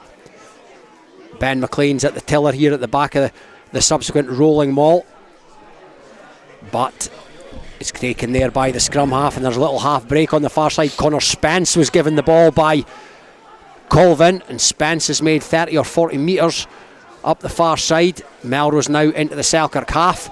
Good shot there on Gaddy, however, but he's managed to present the ball, and it's going to come out to Crawford here, and Crawford goes to one of the first half try scorers, Will Ferry. He presents it to Colvin. Ben McLean bounces off a tackle, but another Selkirk player comes in and hauls him to the deck. Colvin's at the base of this rack, and he's stuck the box kick into the air. Callum Anderson's under. He's completely misjudged that, Callum Anderson, and it's gone forward off him and touched by a Selkirk player. And again, like Hutchison in the first half, you don't see too many mistakes like that from Anderson. Callum Anderson's probably one of the safest under the high ball, but again, it just shows just a silly little error. It's put Melrose in a really strong position. They could. It looks like they're potentially going to kick the goal. Yep, going to go for points. So. Probably a slightly easier one if it's Kieran Clark again this time. Yeah, the penalty's been awarded fairly central, 7-8 metres outside the Selkirk 22. So as Ian says, Kieran Clark, the stand-in kicker's going to have a pop at the posts. Couple of minutes gone in the second half. Selkirk 10, Melrose 12. 3-point attempt to come. Placing the ball on the tee, Kieran Clark, another ex-Southern Knights player in the Selkirk ranks. Maybe a few more of his ilk in the Melrose team next season, depending on what happens. We await that with bated breath as we await this penalty. Clark, as the wee shimmy begins the run-up, struck this one a lot better than the last one, but he's pulled it to the left of the sticks, and Ian, that's a fairly gilt-edged one missed there. Yeah, that's a really good chance there. I mean, it's first couple of minutes of the second half, it puts you up a try, and just sort of knocks any sort of thoughts from what Selkirk have said at half time. Sesh and the guys have said at half time, but it gives a little bit of a boost to Selkirk, and it's been dropped out, taken in the Melrose half by Rolly Brett, and Rolly Brett's kicked it downfield, the left-footed Rolly Brett. Now it's been returned by McComb, and it's Crawford. Almost looked in two minds there, Donald Crawford, so he's elected to kick it. That's trapped there. football style by Alderson. Decent touch by Alderson there, and he's not found touch with his kick. So it's Doug Crawford with a little chip and chase ahead, but he's not managed to tackle the recipient, which was Blake Cullen, and Cullen set it up on the Selkirk 22. So Selkirk in possession now, a wee bit of kick tennis in the last minute or so, and there's a counter ruck here by Melrose, so Selkirk are just going to have to get bodies in and secure that. But Alderson, and again another kick, box kick, not particularly attractive looking effort, so Colvin's had enough. He gives it to Don Crawford, bit of footwork by Crawford, but he's tackled in the midfield by Andrew McColm, and the referee's arm is out for what one will assume is yet another high shot. It's been kicked down the field by Melrose, no advantage coming, and that's just really poor for Selkirk there. I mean, the guy's running at them from about 5-6 metres away, and the two of them just stand up in the tackle. You know, it's an easy one for the referee to give there. You know, the players have got to learn to lower their height, especially in a situation like that where it's in wide open play. Yeah, you know, they've got to lower their height and make that tackle. You're right, they had all the time in the world there. Yeah. So the penalty has not gone to touch. Of course, Struan Hutchison, who would normally take such a kick, in the bin. He's limbering up, looking like he's going to come back on, and that's been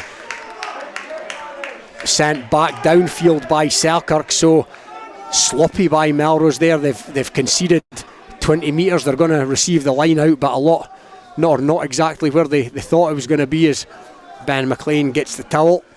Yeah, it's a really good clearing kick with Aaron McComb there. It was Aaron McComb.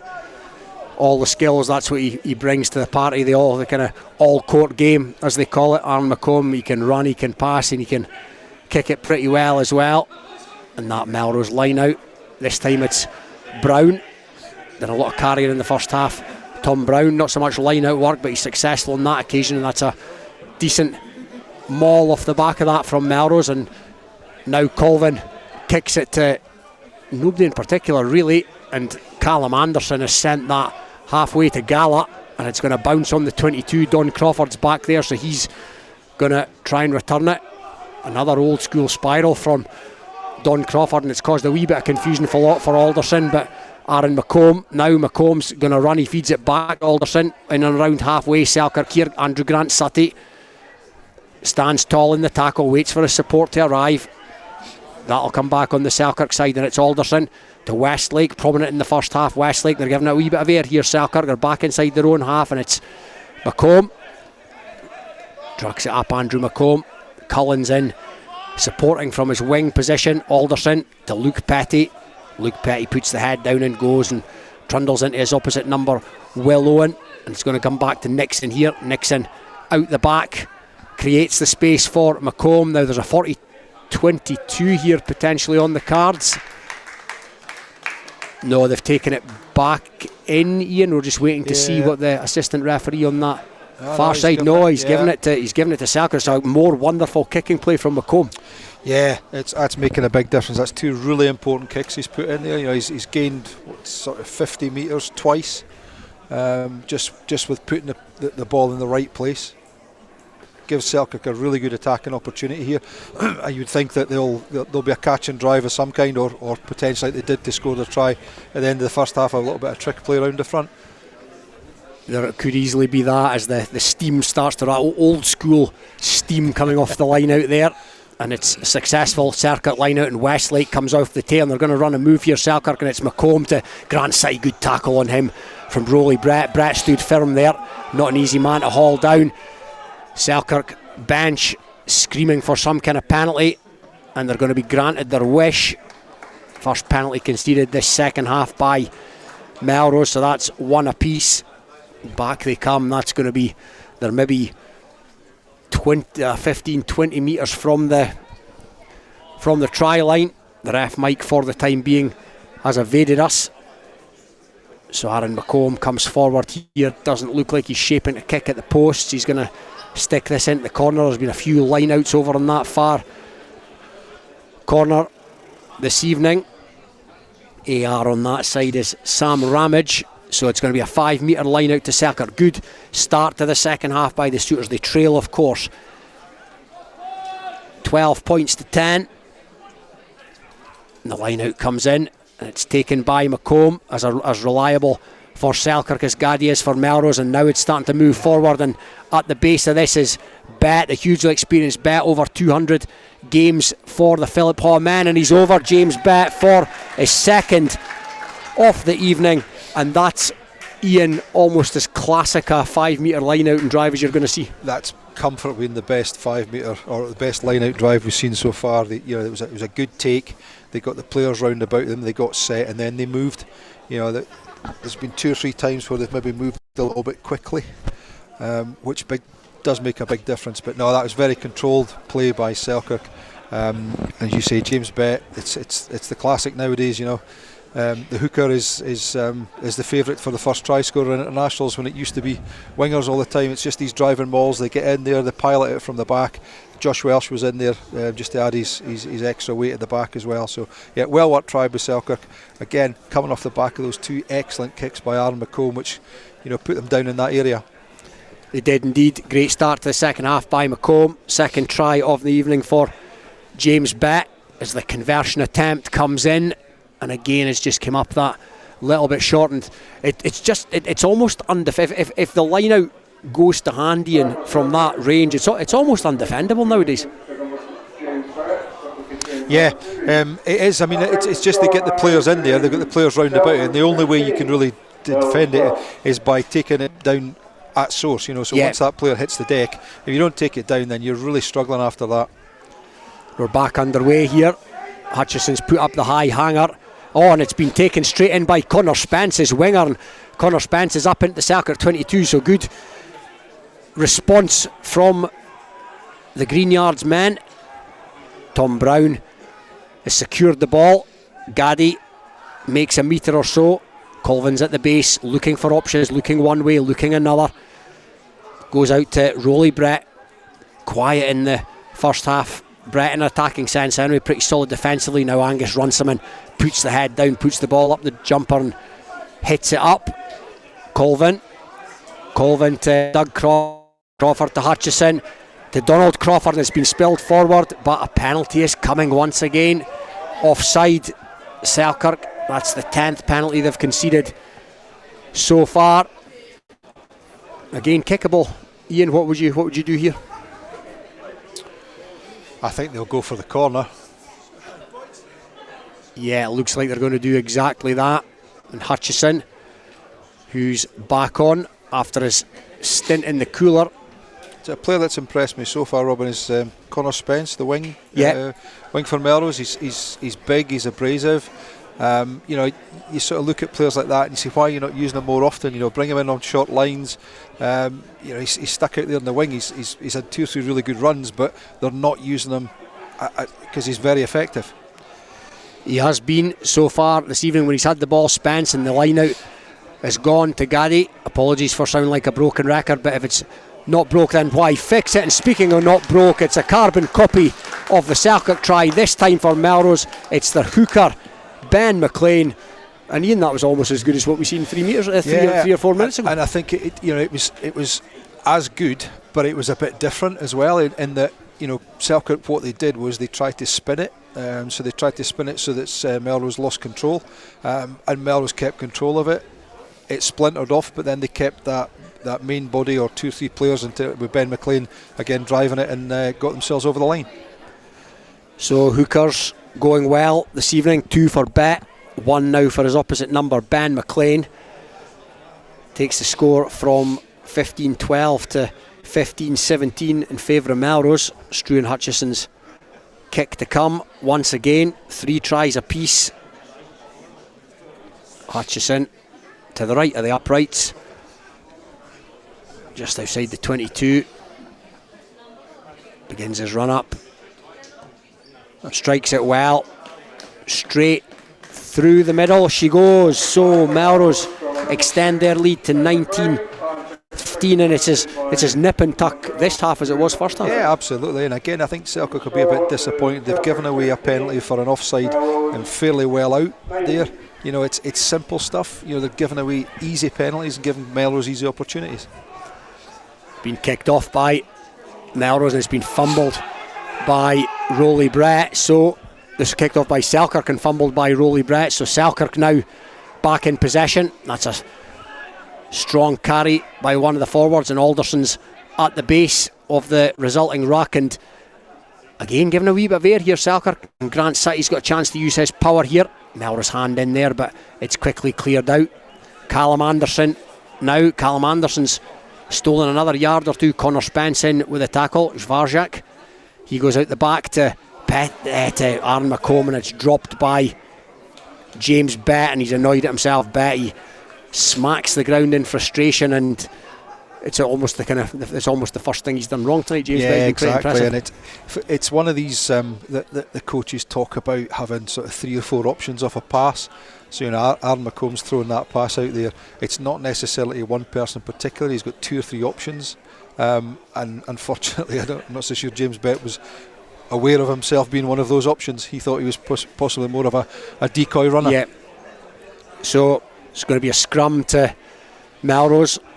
Bang centre field, just outside their own 22, and scrums have been fairly even tonight. We spoke before about the sort of disparity in experience.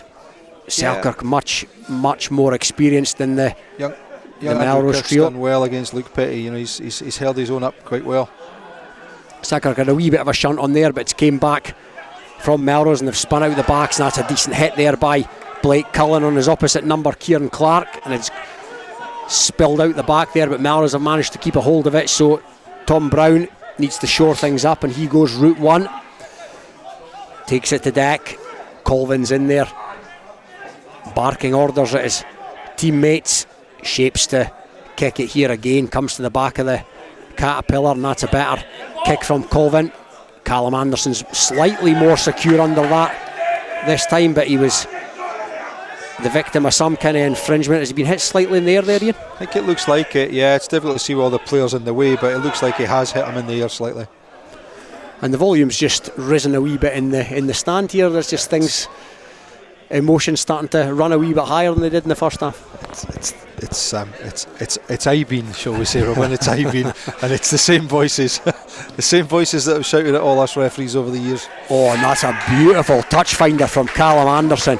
We spoke about the kicking of McComb earlier in the half, and from halfway line, it's almost like an exocet missile. It's never got any higher than sort of maybe 10 feet off the ground, but it's bulleted its way right into the corner of that penalty, and it's going to give Selkirk a 5 metre line out. And when you've got a couple of kickers of the likes of McComb, of the likes of Anderson, different feet as well, right and left, what different options it gives. Absolutely. I mean, you see this quite a lot in the sort of the international game, and the stuff on TV that people watch is that ability to get themselves in that position. You've got a kick there, if that goes 10-15 metres from the try line, it's okay. This is now a really good attacking opportunity for Selkirk. And the line out comes in.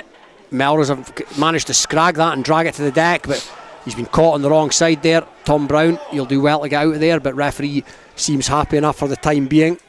There could have been smart money on a James Bett hat-trick there, but they're going to have to build again, Selkirk, but they're still only 5 metres or so from the Selkirk line. Melrose have got hands in there.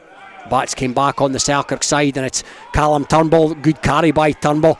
He's hauled down not too far short of the line.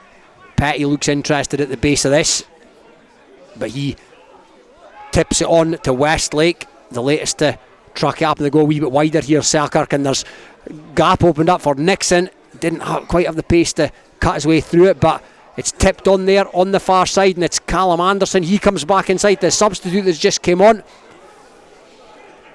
Just hauled down, just short. Selkirk very much in the ascendancy in what is turning into a real nip and tuck contest here. Selkirk again just short. Zvarzak is at the base of this. He comes back to Petty. Petty hits it up. Douglas Crawford in there, wee bit of a size mismatch in the tackle. That's a good pass. That's a beautiful pass out there by Andrew McComb. The try is scored by Selkirk.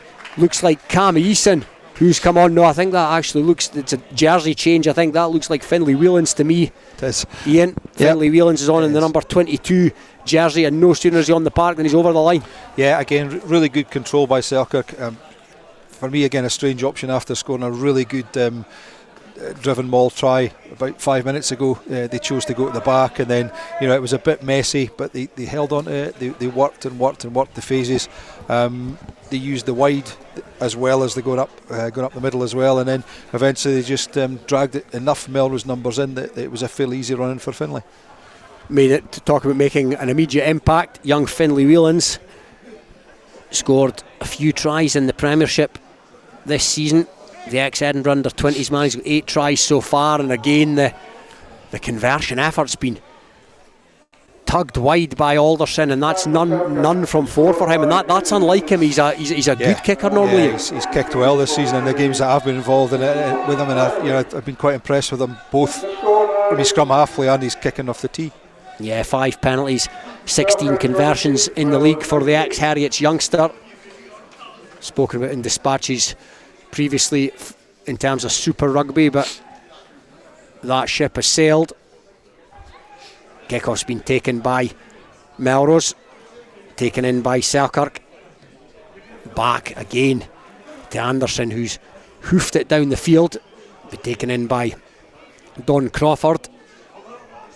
He puts it in there, Crawford, and it's been fumbled there by a Selkirk player trying to catch that and haul it in. Now that's going to give Melrose the chance through Lindsay, and the referee's got his arm out, and Bruce Colvin is acutely aware of that, and the bouncing ball is hauled in there by a Melrose player, and all of a sudden Melrose are up and into the 22, and great play by Colvin there. He knew he had a penalty coming, so he put in a little banana kick, and the ball bounced beautifully into the hands of one of the onrushing Melrose players. Good defence in the end by Selkirk, scrambling defence at that. And here they come again, Melrose, through one of the try scorers, Will Ferry. Colvin out to one of the props, Owen. They're going to come back for a penalty, and again penalties just racking up against Selkirk. Discipline a wee bit of a problem for the home team, and this penalty's maybe 15-16 metres from their own line, so Struan Hutchison comes over. He's going to stick it right in the corner, and it really has, it's ebbed and flowed, and the lead's changed hands, and it's been a decent old game. It is, yeah. I mean, the first half was it petered out in a little bit of a battle, which there was a little bit of feistiness, but the second half has really kicked on, and there's been some cracking rugby. There's been some sort of mistakes, some lucky bounces, and Melrose have now got a really good chance of scoring again. They have. The line that's been thrown in by McLean, and it went to his captain, Runciman in the middle, and now McLean's at the back of a maul that is just starting to inch forward here, and there's another Melrose hand on it. It's gone to ground, but legally so this time, and Colvin's caught in there. He's going to have to come out the back door. He does. Colvin to Gaddy. Gaddy takes it into the traffic, and that allows Colvin to get back around. There's a decent counter ruck in there by Selkirk, however, but no, Melrose still in possession. Colvin, he fires it on to McLean. Ruthven's on for Melrose, and that's Ruthven's first involvement, as he is the latest to carry it towards that Selkirk try line. Selkirk player caught in there. Nixon, I think he was held in there trying to milk a penalty maybe. Now Will Owen hits it up. Decent tackle by Selkirk there. Owen stopped at source. Recent Melrosian. Colvin weighs up the options once again, and he's done so often this evening, but again there's another stoppage, and this time they're going to come back for what looks like a Melrose scrum. Yeah, Melrose going forward.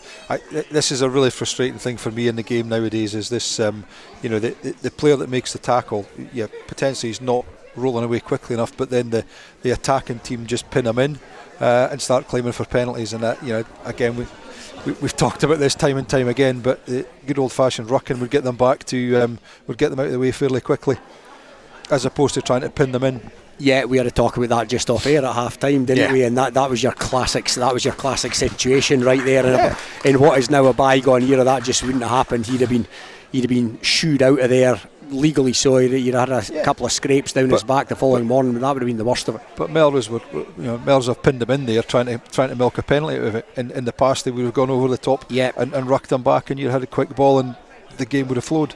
Yeah, I always remember Ronnie Kirkpatrick's back when I was a youngster, it was like a tube map. Yep. Here comes the scrum. Bruce Colvin, Gaddy, but Selkirk have got a wee shunt on there, and it's gone round, so they're going to come back. And I would say, in the last few scrums, that experience of the Selkirk front rowers probably just starting to show. Yeah, absolutely. It's you've still got the same. I think you've still got the same starting front rows on from both teams. So the Melrose guys will have worked exceedingly hard to counteract Luke Petty, James Bett, and Zen, and they'll be tiring now. But again, it's have they got somebody to bring in off the bench that would bolster that, or are they as well just sticking with what they've got? Yeah, I think five of what are considered Melrose kind of first team and in around the first team props at the moment are all under the age of 20, so plenty of young talent coming through the ranks, and they're getting good experience at this stage in their career. But at this stage in this game, they're just coming under the pump a wee bit, but they're back where they were a minute ago, and it's going to be a Melrose scrum right in front of the Selkirk posts, 7 or 8 metres out, and that's an early shunt there by Selkirk, which is let Melrose have a free kick, and Colvin's gone quickly. Now it's back with one of the second rows, that's Runciman. He picks and goes. This time they come back out to Gaddy. He tries to reach for the line, but he's hauled down short. Managed to present it back. Colvin. Melrose forwards coming round the corner. That was Lindsay. Now it's back with Colvin. Now it's out to Crawford. Crawford to Crawford. There's a winger out there. It's Connor Spence. You mentioned it before, Ian. He's went well tonight, Spence, and he's in for a try. Yeah, exactly. The scrum penalty, the scrum free kick, quite an interesting one. You could see from our angle that Selkirk and Luke Petty in particular was just about to get the shove on, was starting to move, and having Bruce Colvin at scrum half for Mel was very experienced. He held it back a couple of seconds, which then meant that Selkirk got the free kick, and they've done a really good job of releasing Connor Spence, and to be fair, for all the power that he's got, he actually had a nice easy clean run in there, didn't have anybody to tackle him. Yeah, sauntered in there, Spence, without a hand laid on him. Going to give the conversion opportunity to Stuart Hutchison. Difficult effort coming up, touchline conversion over on that far side. It's Selkirk 20, Melrose 24, so it could come down to conversions tonight. Both teams on 4 tries. As the benches, or the two clubs, start to make changes. Ruthven and Fairbairn are on for Melrose. Whelans is on for Selkirk, and there's another player coming on here for Selkirk. There's a conversion attempt from hits the bar for Hutchison. Now could that be key as the game rumbles on? Looks like Robert Cook coming on for Selkirk. Just looking to see who's coming off. Robert Cook's coming on anyway. Is that Callum Turnbull that's coming to the sidelines as it's kicked off and taken in by Ruthven for Melrose. Elliot Ruthven, big tall substitute who's on the field. Runciman. Melrose in possession inside their own half and received the kick-off. Selkirk 20, Melrose 24. Connor Spence, the latest across the whitewash, as another kick is put high into the night sky by Colvin, and it's been taken in by Melrose player. So Melrose have won the ball back and goes back this time to Hutchison, who's chasing his own kick downfield. It's Aaron McColm, and Aaron McColm puts up the bomb, and that comes down on Colvin, and he's hit by McColm. There's a battle on the deck for the ball there, and Melrose have managed to maintain it, so still in their own half. Again, the Melrose forwards, they're using their big forwards to good effect in this second half. Gaddy's caught by a couple of players there, and that's another penalty given away, this time by Russ Nixon, who had a hold of Gaddy round the neck. And again, we'll get Ian Hurd's thoughts on that in just a second. There's a wee bit of off the ball stuff going on, Gaddy and Nixon, and that again just looked like a foolish one to me, Ian. Yeah, it's frustrating from someone for just to watch a game to see these high tackles that are just not necessary. whilst I've said earlier on that it's going to take them a while to get used to them, we're also these silly little things like that one there. He's just grabbed him by the neck and rolled him over. There was no need for it, and it's frustrating because it stops the game, and it gives silly penalties away. And as we've seen so far tonight, Melrose have probably fed quite well on the back of penalties that Selkirk have given away. If they hadn't given the penalties, they wouldn't have given the territory, which wouldn't have given the opportunity to score the points. Exactly right. I make that 13 conceded so far by Selkirk to Melrose is 6, so you're always going to have a bit of an uphill battle to an extent, and the penalty has been kicked by Hutchison downfield around the 22, Selkirk 22, and they're running that move that they've run so often this season off the top, ends up in the hands of Fairbairn. Zvarzak it was with the tackle. They've scored a couple of times from that this season, Melrose, and now it's Runciman the latest to make headway.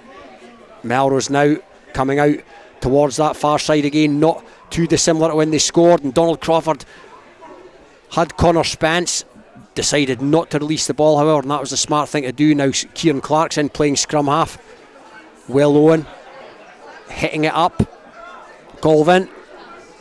There's Lindsay double tackled by a couple of Selkirk players. Now with Runciman, a Selkirk player, that was Nixon, had flew up out the line, but he'd managed to evade him, and now Hutchison sees a bit of a gap, and that's a good tackle on Hutchison, and it needed to be by a Selkirk player, but they're building up a head of steam here. Melrose again in the shadow of the Selkirk post. Now Selkirk got a hand in there, it was Westlake, but he's well cleaned out. Now it's Crawford to Rolly Brett, and they've got a man over here. Now that's lovely footwork by Kieran Clark. That's great defence, however, by young Finlay Whelans. It was a one-on-one situation, and Whelans dealt with it. Now again Selkirk got a player over there. Has that been stolen by McComb? They're in battling for it, Selkirk, and the referee has awarded a penalty in the direction of the home side, and good defence all in all, Ian. Firstly by Whelans. Finlay Whelans, I thought he'd been stepped all ends up there by the Melrose winger. I thought he'd done a really good job to just grab a hold of him, slow him down, and then there's a couple of times there Selkirk just had a little sniff at the ball, and then that third attempt they just actually got over the top, and then sneaked the ball in the tackle, which has led to the penalty to them. Was indeed what could be a pivotal moment. It looked for all the world that Kieran Clark was going to score there, but as mentioned, it was wonderful defence by the substitute Finlay Whelans. He scored one and he saved one there, and there's a Melrose player receiving a wee bit of treatment here. It's Ben McLean. Could it be a touch of cramp? Just waiting for the penalty to be taken by Selkirk right on their own line. They weathered that particular storm, and again great conditions here, you have to say. And would it be unfair of me to say, Ian, that I expected to see more bodies here tonight? Yeah, I think you're perfectly fair. I thought we would have a pretty decent crowd. There's not, I think maybe the under 20s will be streamed on some platform somewhere, but I think it's a shame that we're not getting out and supporting live rugby. It's been enjoyable to watch. It has. And a little bit disappointing we've not got a far bigger crowd, I agree. So the penalty's been taken. Decent territory gained as well from right on their own line. Selkirk, they're going to have a line out 10 metres outside their own 22. It looks like Donald Crawford's back on it. Looked like he'd come to the touchline.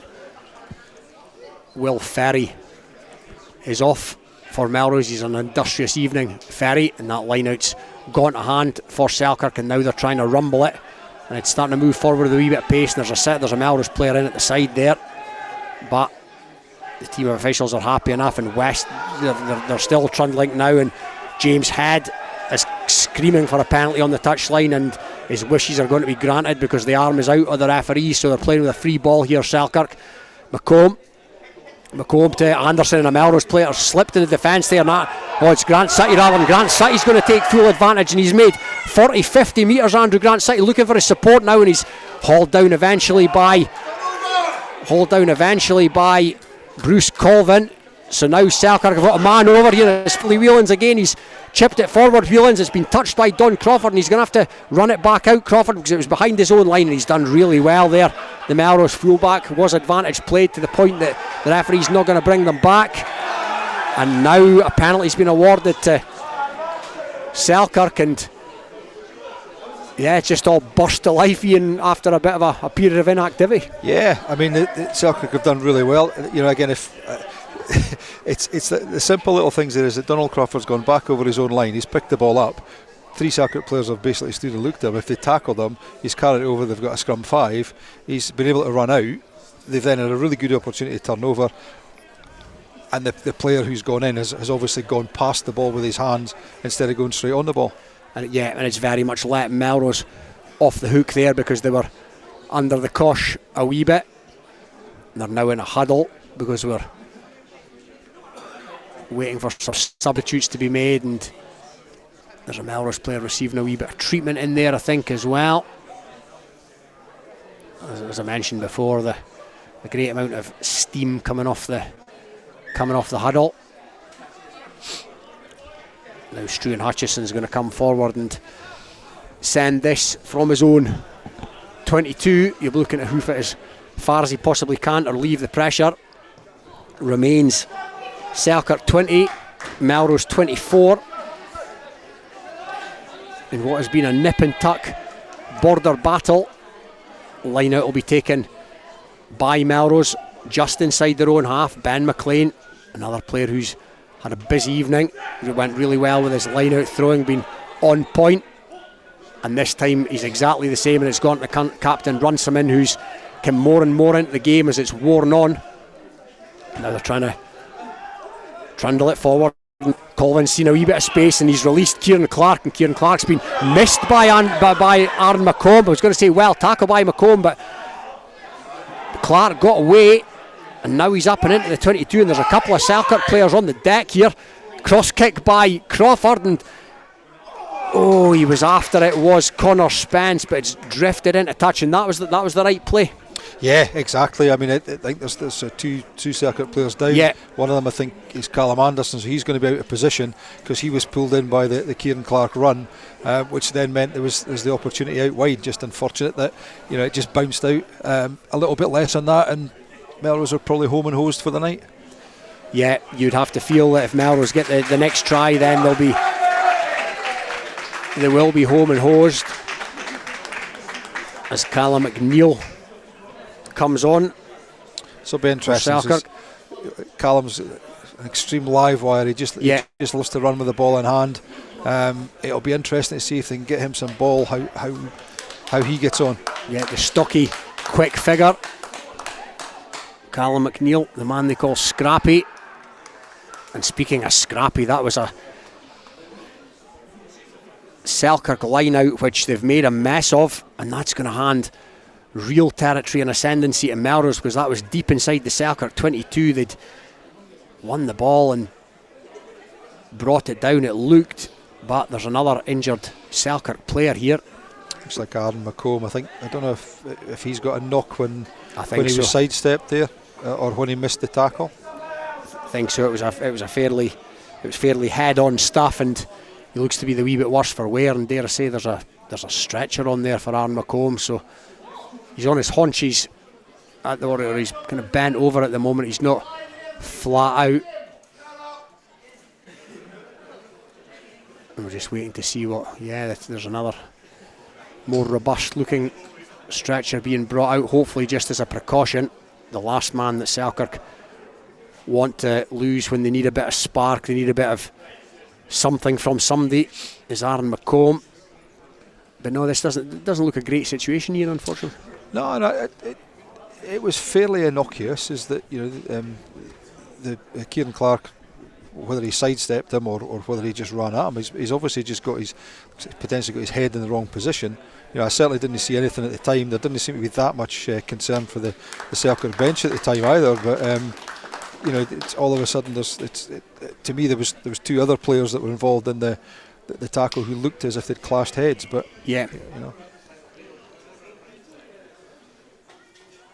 it's somewhat concerning. He's not moved an awful lot in the time. No, he's not. He's, like I say, he's hunched over on his knees, as we're informed that there's a latest score of the Scotland under-20s. It's Scotland 17, England 30 is the latest. bit of a comeback on by Scotland by all accounts. They've scored 3 reasonably quick tries. Some have said, Ian, that the under-20s campaign, this campaign, was going to be a good almost acid test to gauge the progress, if there was any, of Super 6. And I think it's fair to say they've not had some of the score lines that they've lost 3 games, or they're going to lose 3 games, but they didn't get beat by 60 or 70 points by France, for example, and that would appear to be some kind of progress. It's a sad state of affairs when we're looking at progress is to lose by 20 or 30 than whatever. But I think biggest concern's always going to be the fact that these under-20s, how often are they playing? It's you take guys like, well, obviously we're at Selkirk and Melrose, and it's other nights you've got Monroe Job in particular. He's sort of played 6 minutes here, and he's had 5 minutes there and 10 minutes there, and I think we're both of the old school outlook is that you don't improve as a rugby player, or from our point of view as a referee, unless you're actually out there. And I think you can do as much as you want in the gym and training and so on and so forth, but until you're actually playing, getting that awareness of what's going on, where you are on the pitch, and so on and so forth, and the game itself. But they've obviously got some kind of sports science and so on and so forth that suggests that they need to do the things that they need to do. But I just find it strange that these guys are not playing and they're getting beat by 40-50 points. So surely let's get them playing rugby week in, week out. And it may help the new setup. We might, moving away from Super 6, we might get to the stage where these guys are going to be playing for the clubs week in, week out, and playing alongside older players, more experienced players. Will that help them? We have to hope it will. Here's hoping. It will remain to be seen. But we spoke last week on the show, pre-game on the show, about some players, and it's been said that Hector Patterson, as an example, has played 4 lots of circa 30 minutes since July. Now that's for me, that is an absolutely ridiculous statistic. That's a kid that should be playing 80 minutes of rugby every weekend. Absolutely, and I'm sure he wants to play 80 minutes of rugby. I've no doubt about that. He's I saw him a few times when he turned out for Hawick in the last couple of years, and he's just a really good looking rugby player. He's got all the skills as he would sort of half expect with the pedigree from his old man. And it's you don't learn your craft unless you're doing it week in, week out. And it worries me that these people are not playing. And what happens in other countries? Where do they play? Do they play second division rugby or third division rugby? Or what do they play that means that they're as they are? And also I can think of seeing Welsh under 18s teams playing at Melrose, and it looked like men playing against boys. Where does our strength and conditioning come from at an earlier age? Are we so far behind in that? It just seems strange to me that there's such a big disparity in size and so on and so forth. There's a physical side. It's the rugby nous as well, and the rugby nous come particularly in what you'd class as the key positions. Scrum half position, the 10 position, and there was an instance, and we spoke about it on the show. It was a few weeks back when young Ross Wolfenden, he's playing 10. He's played 10 for a 17-year-old for table topping Peebles all season, and they had an upcoming top of the table clash with Newton Stewart, and there was talk that they were almost having to fight their case to get him to play in that game in a January day as a young 10, horrible wet conditions. I mean, where better do you learn the game? And they were having to battle because apparently on the Sunday he was playing an under-18s district match. Now to me that is nonsensical. You play adult rugby and you learn your craft rather than a runabout in a 3G, dare I say, in an under-18s game. And that lad's playing, it's third level rugby or third level club rugby in Scotland, but he's playing as a 17-year-old. He's playing with experienced. You've potentially got guys like Willie Aitken playing alongside Willie Aitken. Carrier. He's potentially playing Matty Carrier. Neil Hogarth. He's going up to play last week, and he's coming up against guys like Dale Robertson and these kind of boys. There's a lot of grizzled old veterans that are playing at that level, and I think the other one that, and I certainly didn't see it, but I've read plenty about it, which was the last Scotland 20s game against France. I think was it the fly-half missed four attempts to kick in the corner, yeah. and he put it dead 4 times. Now, I know these guys are learning, but that's international level rugby, and why are they not doing that? It's because potentially they're not being put under that pressure week in, week out. If you've got to do that in your club game, and it doesn't matter if it's a club game or a district game, it's important because it's your mates you're playing with, and if you're put under pressure for that, then you're going to perform. You're going to repeat these things under pressure. Yeah, that's it. It's the pressure situation that only a game can bring. You can practice kicks to the corner 1,000 times in Oriam in a training session, but like I say, on a wet filthy, and at Last Wade or at home at the Guides on a horrible wet day in January day, then it's a different thing altogether. And you've also got the fact that if you're doing it at the Oriam or whatever, you've got no conditions, you've also got no crowd, you've got nobody shouting and screaming at you, you've got no pressure on from anything else. And understand again, it was quite a strong French contingent. So when it comes to things like that, you've got to put them under pressure. Under pressure, you resort to type. And if you've not trained yourself to do these things time and time again, it becomes very difficult to do them when you're not used to it. So the medical team are still around Iain McColm here. They're getting him onto the stretcher and just ensuring that he's receiving the best possible care. They're getting him strapped in as we speak.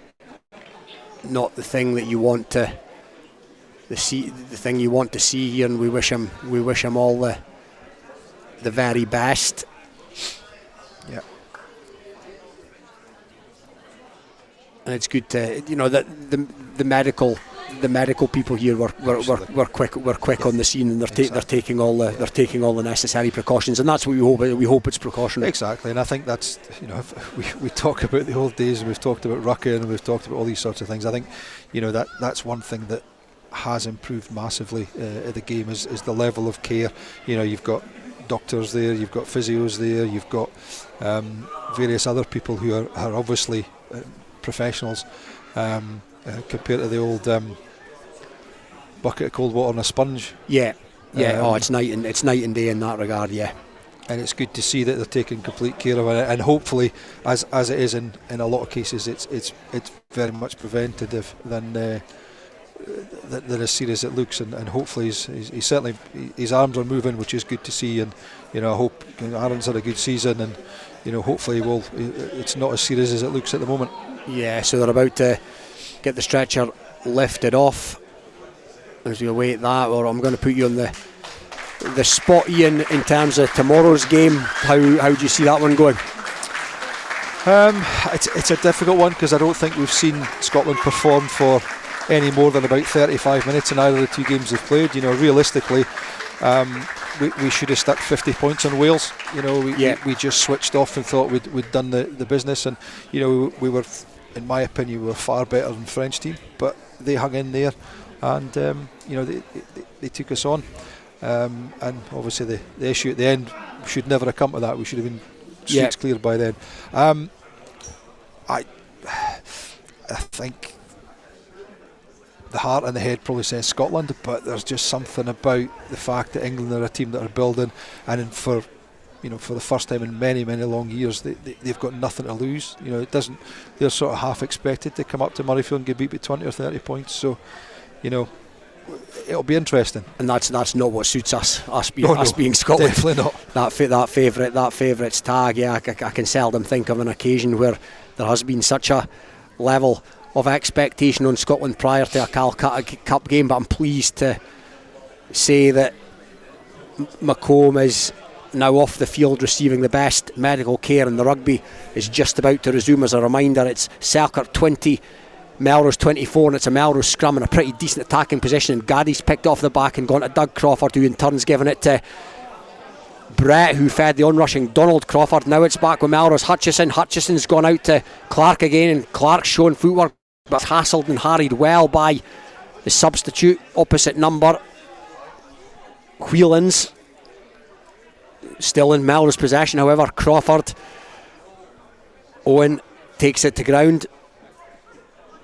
Colvin at the back, Doug Crawford, and it's been spilled forward, so Selkirk now playing with a advantage, but no, the referee's going to bring them back for another penalty conceded by Selkirk, the 6th of the second half. Yeah, it's another offside penalty, and again it's I suppose we're getting later in the game, it's the element of laziness. Oh dear. Oh, a Melrose player's gone down here. Yeah, that's not good to see. Yeah, with no, as the play, he's gone to ground after the play had stopped. So we'll keep an eye on that one and let you know who it is shortly. But yeah, going back to tomorrow, Iain, it's fine. It's the fine margins of international rugby that if Scotland had put the game to better last week, and of course that if the decision had gone their way, then we are potentially we can potentially see England off. Then we're looking at Italy away, and then all of a sudden we're heading and with a different bounce of a ball, we're heading to Dublin, with a different objective. Yeah, and I think it would be nice to be going down that route, but I also think that for me, of the 6 teams that are playing this year, Ireland are streets ahead of everybody Agreed. else. They've got a fantastic nucleus of a side that probably could have and should have won the World Cup, and they're just everybody else is at a sort of building phase. It's Doug Crawford, is it? It's Doug Crawford, and he's back up. I'm very pleased to say, because that didn't look too clever. 4.5 minutes to go. 4.5 minutes to go. That's yeah. No, I think Ireland is so much better than everybody else at the moment that they're. I can't see anybody touch them for the Grand Slam. For me, France away was their big game. That was the thing. The game. Let's be honest. The tournament was over before a Saturday game had been played. Yeah. I would agree. So I'm very pleased to say that Doug Crawford is back on his feet and he's coming to the touchline. But yeah, that didn't look too clever at first glance, Iain, but it's good to see that he's. Yeah, it's potentially a head knock or something, isn't it? Yeah, it's worrying. Hopefully. Never great to see a sportsman go to ground when there's, when play is stopped or there's around he or she. But we come back. The rugby is back, and as Iain said, there's about 4.5 minutes to go here. It's Selkirk 20, Melrose 24, and it's going to be another Melrose scrum. They're 10 metres or so from the Selkirk line, so you'd imagine Struan Hutchison in Doug Crawford's absence will move in 1 to 10. It'll be Colvin to feed this scrum, and it's a solid scrum for Melrose. Gaddy's picked and gone here, and Gaddy's dummied. Some of the Melrose bench calling for a high tackle there on Gaddy, but nothing doing. So Melrose are going to recycle possession, and Craig Fairbairn's seen a wee chink of space through the ruck, and he's darted through it, stole another metre or so. Now they're coming here, Melrose. There's a substitute on that. Looks like Sandy Fairbairn, the replacement hooker. He had a nibble. Now it's back with Owen. Will Owen, he's up towards the line, and Melrose knocking on the door here. Colvin, Hutchison lurking with intent. Fairbairn comes back into position, but it's gone to the captain, Runciman, screaming for players to come round the corner. Colvin, and there's an on-rushing Donald Crawford. That's brilliant defence there by Andrew Grant Sutty, who for a minute there had stolen the ball, but it's come back on the Melrose side. He's unlucky there, Grant Sutty. Another substitute for Melrose on the field, and there's another pick and go in there, but they've gotten in front of their own man by the looks of things, Iain, and a penalty's been awarded to Selkirk, and that was manful defence, particularly by Grant Sutty in there in the first instance. Yeah, I think it's actually handling the ruck that he's been penalised for. Yeah, Grant Sutty actually stripped the ball from the Melrose player, and then as he went to deck to present it back for his own side, the Melrose player stripped it back off him. It was just one of these ones where he did a really good job, but nobody happened to be looking what was going on. Yeah, and the clock ticks down. Another wonderful left-footed punt from right under his own sticks. Callum Anderson has taken play to the Selkirk 10 metre line, where they'll have the throw in. Sam Clark, it'll be The substitute hooker takes the instruction from Petty, and it's palmed back. It wasn't the tidiest line that's ever been seen, but it's taken back in there by Westlake. So still in possession, Selkirk, but a wee bit untidy there. Cook, a wee bit of footwork in there from Cook. Now Alderson out to Nixon. Nixon with a cross kick this time, with McComb being off the park, and that's going to drift into touch, and that's going to give possession back to Melrose, Ian, and I'm not sure, if I'm being honest, that was the right option. I'm not so I don't think it was a bad option. I think it was just the execution. I think if it had gone, possibly, yeah, if it was more a kick pass than actually kicking it into open field, it might have made a difference. But I don't think the winger Schwells hadn't read it, so he wasn't up with play. Whereas if it just been kicked into his hands, he could potentially have kept on going. Yeah, final score from the Hive, incidentally: Scotland under 20 17, England under 20 30. So another defeat for the Scottish youngsters, and that's a Melrose line out. Not the straightest looking thing I've ever seen, but Stephen Turnbull is happy.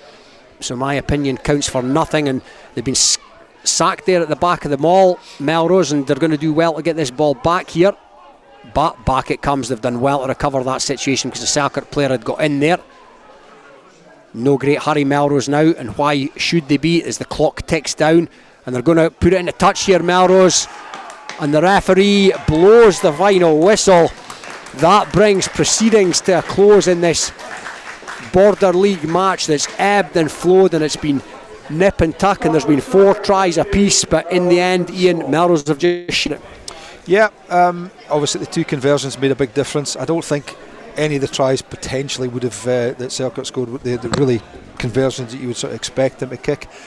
For me, the big difference was just a little bit of indiscipline for Selkirk. They gave away penalties in some fairly poor places, and just try and the silly offsides, when they should really be looking at what's going on and looking inside and just drifting offside. But probably, it's a difficult one, but I'd say probably Melrose just deserved for the last sort of 10-15 minutes where they were on top, to be fair. They have just shaded it, Melrose. 4 tries apiece. Selkirk's tries, Josh Welsh, a couple for James Bett, 1 for the substitute Finlay Whelans. Melrose, Kieran Clark, the winger, his fellow winger Connor Spence, Ben McLean on a night for the Hookers, and Will Ferry with the 4th Melrose, or with 4 Melrose tries. But the key thing, as Ian alludes to, is the 2 conversions by Struan Hutchison, and what was an off night with the boot for young Hugo Alderson. So on this crisp but decent conditions night for rugby here at Philiphaugh, it's finished in the Border League, Selkirk 20, Melrose 24. And we'll be back with Ian and Robin very shortly for some reaction to that game. I can tell you that the table looks like this after that match. Hawick obviously still in first place, played 4-1-4 with 16 points and a big difference in points, 174 plus for them. Melrose unbeaten go into second place. They've played 2 and they've won 2. They're on 8 points with a plus 26. Selkirk slipped to third, also on 8 points from their 4 games now. Kelso also with 8 points, played 4. They're in 4th place, and 5th it's Gala with 0, 6 Peebles 0 and 7th Jed 0, all with points differences of minus 22, minus 43 and minus 100. Well, Dale, what about that one? Yeah, it sounded a really, really good game, and obviously it was good to see a National 1 side in this league structure being able to overturn a Premiership side, so showing that there's a lot of these young players, and Iain Chisholm was saying at the start of the game about having a youthful front row and some young players in that squad. That's great experience and a great feather in their cap to turn over a Premiership team in the Border League. And he also said, of course, that Melrose haven't actually played on a pitch as heavy all season. Yeah, and I think one thing with Melrose as well is they've conceded a lot of points, but they've also scored a lot this season. But there's been periods of that game where they've had to dig in and defend well, and so have Selkirk. But it's just come down to those couple of conversions that Struan Hutchison's been able to knock over. A really, really tight game, but yeah, Melrose maintain their undefeated record. A few kind of concerning points in there, of course. Adam McComb going off on a stretcher, Dougie Crawford coming off as well. Yeah, and they're two, important players for those sides, and Aaron McComb as well. Doug Crawford, both involved with the South, so they're players that they'll be looking to reassess and see what's happened to them. Hopefully they can come through and be involved with the South, but if not, they may have to look at different players. But yeah, fingers crossed that both of those players are able to pull through. Okay, we'll be back very shortly. This is Rugby Radio. Rugby Radio. Borders water, Borders barley and Borders people. That's what makes the Borders Distillery. Working exclusively with local farmers, the Borders Distillery is bringing whiskey making back to the region. Our award-winning distillery is open to everyone, where you can meet the people behind the scenes, explore our wash house and shop quality local products. Tour your local distillery and discover the spirit of the Borders. Full details at thebordersdistillery.com. Always enjoy our spirit responsibly. Under 18s must be accompanied by an adult when visiting the Borders Distillery. Borders College is your local community college. Why not read about the successes of former students, from successful businesses to top sports athletes? We love to share their successes and hear from former students. If that's you, get in touch and tell us about your own success. Read the success stories and tell us about yours right now at borderscollege.ac.uk. Borders College, regionally focused, globally engaged. Based in Galashiels but covering the whole region and beyond, Borders Mortgage Hub is your one-stop shop for all things mortgage related in the Borders. Visit us at bordersmortgagehub.com or call us on 01896 807 008. That's 01896 807 008. Borders Mortgage Hub. Mortgages for the Borders in the Borders. This is Rugby Radio, brought to you by Borders College. Just a young gun with a quick fuse. I was uptight, wanna let loose. I was dreaming of bigger things and wanna leave my old life behind. Not a yes sir, not a follower. Fit the box, fit the mold, have a seat in the foyer. Take a number. I was lightning before the thunder. Thunder, thunder, thunder, thunder, thunder, thunder, thunder, thunder, thunder. Thunder, feel the thunder. Lightning and the thunder. Thunder, feel the thunder. Lightning and the thunder. Thunder, thunder. Kids were laughing in my classes while I was scheming for the masses. Who do you think you are? Dreaming about being a big star. They say you're basic, they say you're easy. You're always riding in the backseat. Now I'm smiling from the stage while you were clapping in the nosebleeds. Thunder, thunder, thunder, thunder, thunder, thunder, thunder, thunder, thunder, feel the thunder. Lightning and the thunder. Thunder, feel the thunder. Lightning and the thunder. Thunder.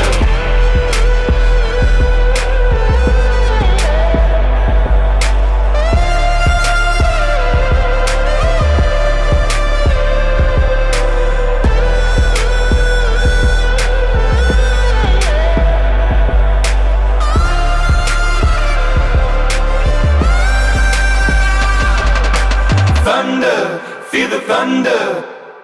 Lightning and the thunder. Thunder, thunder, feel the thunder. Lightning and the thunder. Thunder, thunder, feel the thunder. Lightning and the thunder. Thunder, thunder, feel the thunder. Lightning and the thunder. Thunder, thunder, feel the thunder. Lightning and the thunder. Thunder.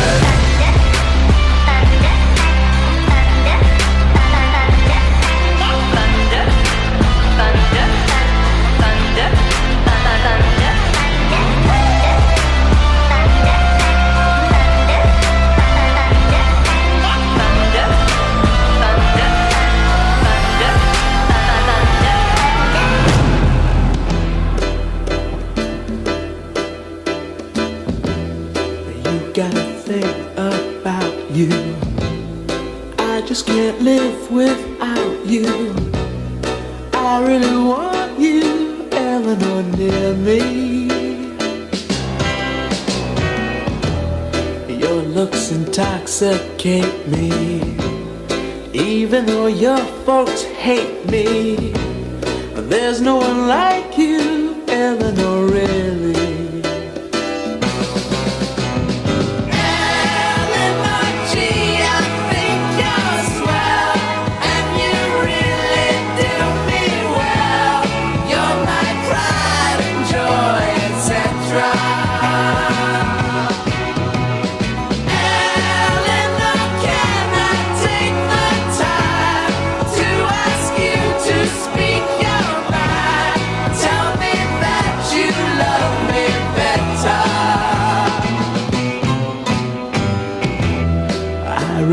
Think you're groovy.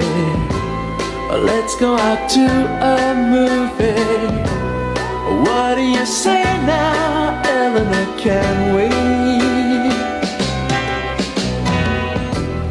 They'll turn the lights way down low, and maybe we won't watch the show. I think I love you, Eleanor, love me.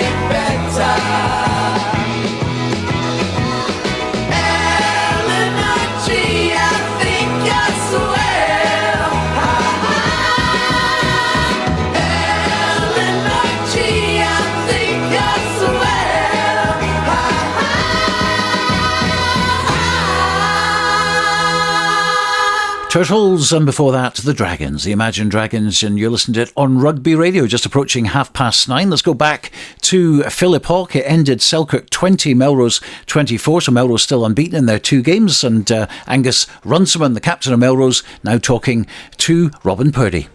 So, Angus, congratulations. You look like cramping up there, actually. Congratulations on the win. First of all, conceded a quick try, but you responded really well. Yeah, no, absolutely. We by no means thought this was going to be an easy game, obviously playing a team the league above, so we did have to kind of gather ourselves up quite quickly and rectify it, which I felt as though we did a good job of. And it was a very strong looking Melrose squad out tonight. It looks like you're going to have a good go at this border league. Yeah, 100%. I mean, we can't obviously win the league, so we kind of thought we'll give it a good bash. We've got a good few boys coming back from injury, actually, so as I say, it's put us in good stead to put out some big performances and some big players.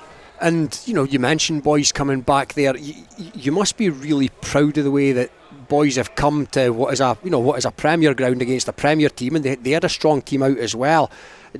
Just how much you've dogged that out, because there have been results this season that have not gone your way, of course, but you've come here and done a job tonight. Yeah, absolutely. As I say, we prepared really well. We knew exactly what was going to be chucked at us. A big kind of physical team with a few more experienced players about them, which always kind of helps. But yeah, no, as I say, the guys they clubbed together really well, and I think our unity showed, and we worked for one another really, really well tonight. So.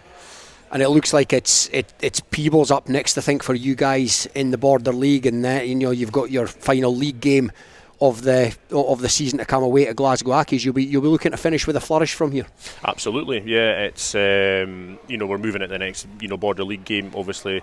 In a position that Selkirk were in tonight, league above. So as I say, we'd like to think we can go down there and do a job, but it'll be absolutely no easy task. Last league game as well, look to finish strong in the league. Obviously, it's a really close kind of toss up for second position. So as I say, it'll be interesting. Anyway, we're kind of due Glasgow Accies a bit of a doing over as well. So. Well, some might say that. And from a personal perspective, obviously much has been spoken recently about what's happening in the club game. Are you gonna give it one more tilt in the sprint? Absolutely, I can't. It's one of those things where if I look back when I'm 50 and I say I wish I had, it's too late. So I might as well take the opportunity whilst I'm still semi-fit enough, I dare say, and still able to do it. I was always kind of brought up to take opportunities where you can, and as I say, it's one of those things where I'd like to stretch my legs again in that sort of the higher level. Angus, we wish you well for that, also for the rest of the Border League campaign, and congratulations on a great win tonight. Thank you very much. Cheers. That's Robin Purdie talking to Angus Runciman, and no doubt we'll be getting the Selkirk point of view very, very shortly.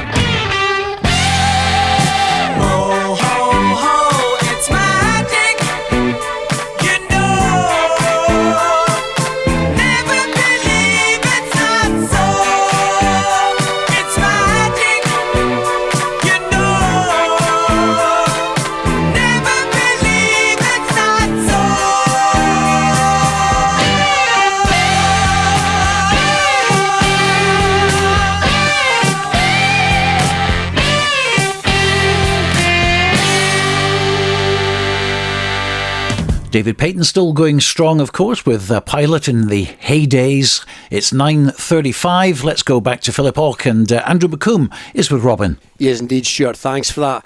Andrew, you came out the traps really well. You made a fast start, and you looked bang up for it tonight. No, we were. I thought we played not too bad the first kind of 20 minutes in the game. Just weren't really clinical enough, and discipline let them back in the game. A few quick penalties conceded, got them down the park and in positions that they could hurt us. I was just going to mention that actually. It became really nip and tuck after they got back into it with a try, but there did seem to be an awful lot of penalties conceded, and did you feel that handed them the ascendancy? Yeah, definitely. Just when they got in a 22, I think just gave too many away. And it was pretty close. It was 10-12 at half time. Went down the tunnel. What was discipline spoken about down there? Yeah, that was the main point. Discipline, letting the ref make those decisions. And your scrum half, young Hugo, he's kicked brilliantly most of the season, but you had a wee bit of an off night tonight, unfortunately. I maybe did.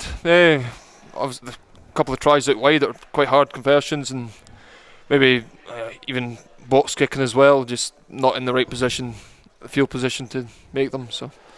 And Gala up next for you guys in the Border League. That'll be another. Yeah, that's I think fortnight time. I think there's a few boys away to Rome for the Six Nations, but just have to hopefully pull another few boys in and see how it goes. That'll be another tough test. And give it a go. And you mentioned Aaron there. He was taking what looked to be, a fairly nasty injury. Hopefully, some of what went on there was precautionary in terms of the medical team, or did you know as yet as to how he is? Yeah, obviously have to take extra care with an injury like that. Just have to.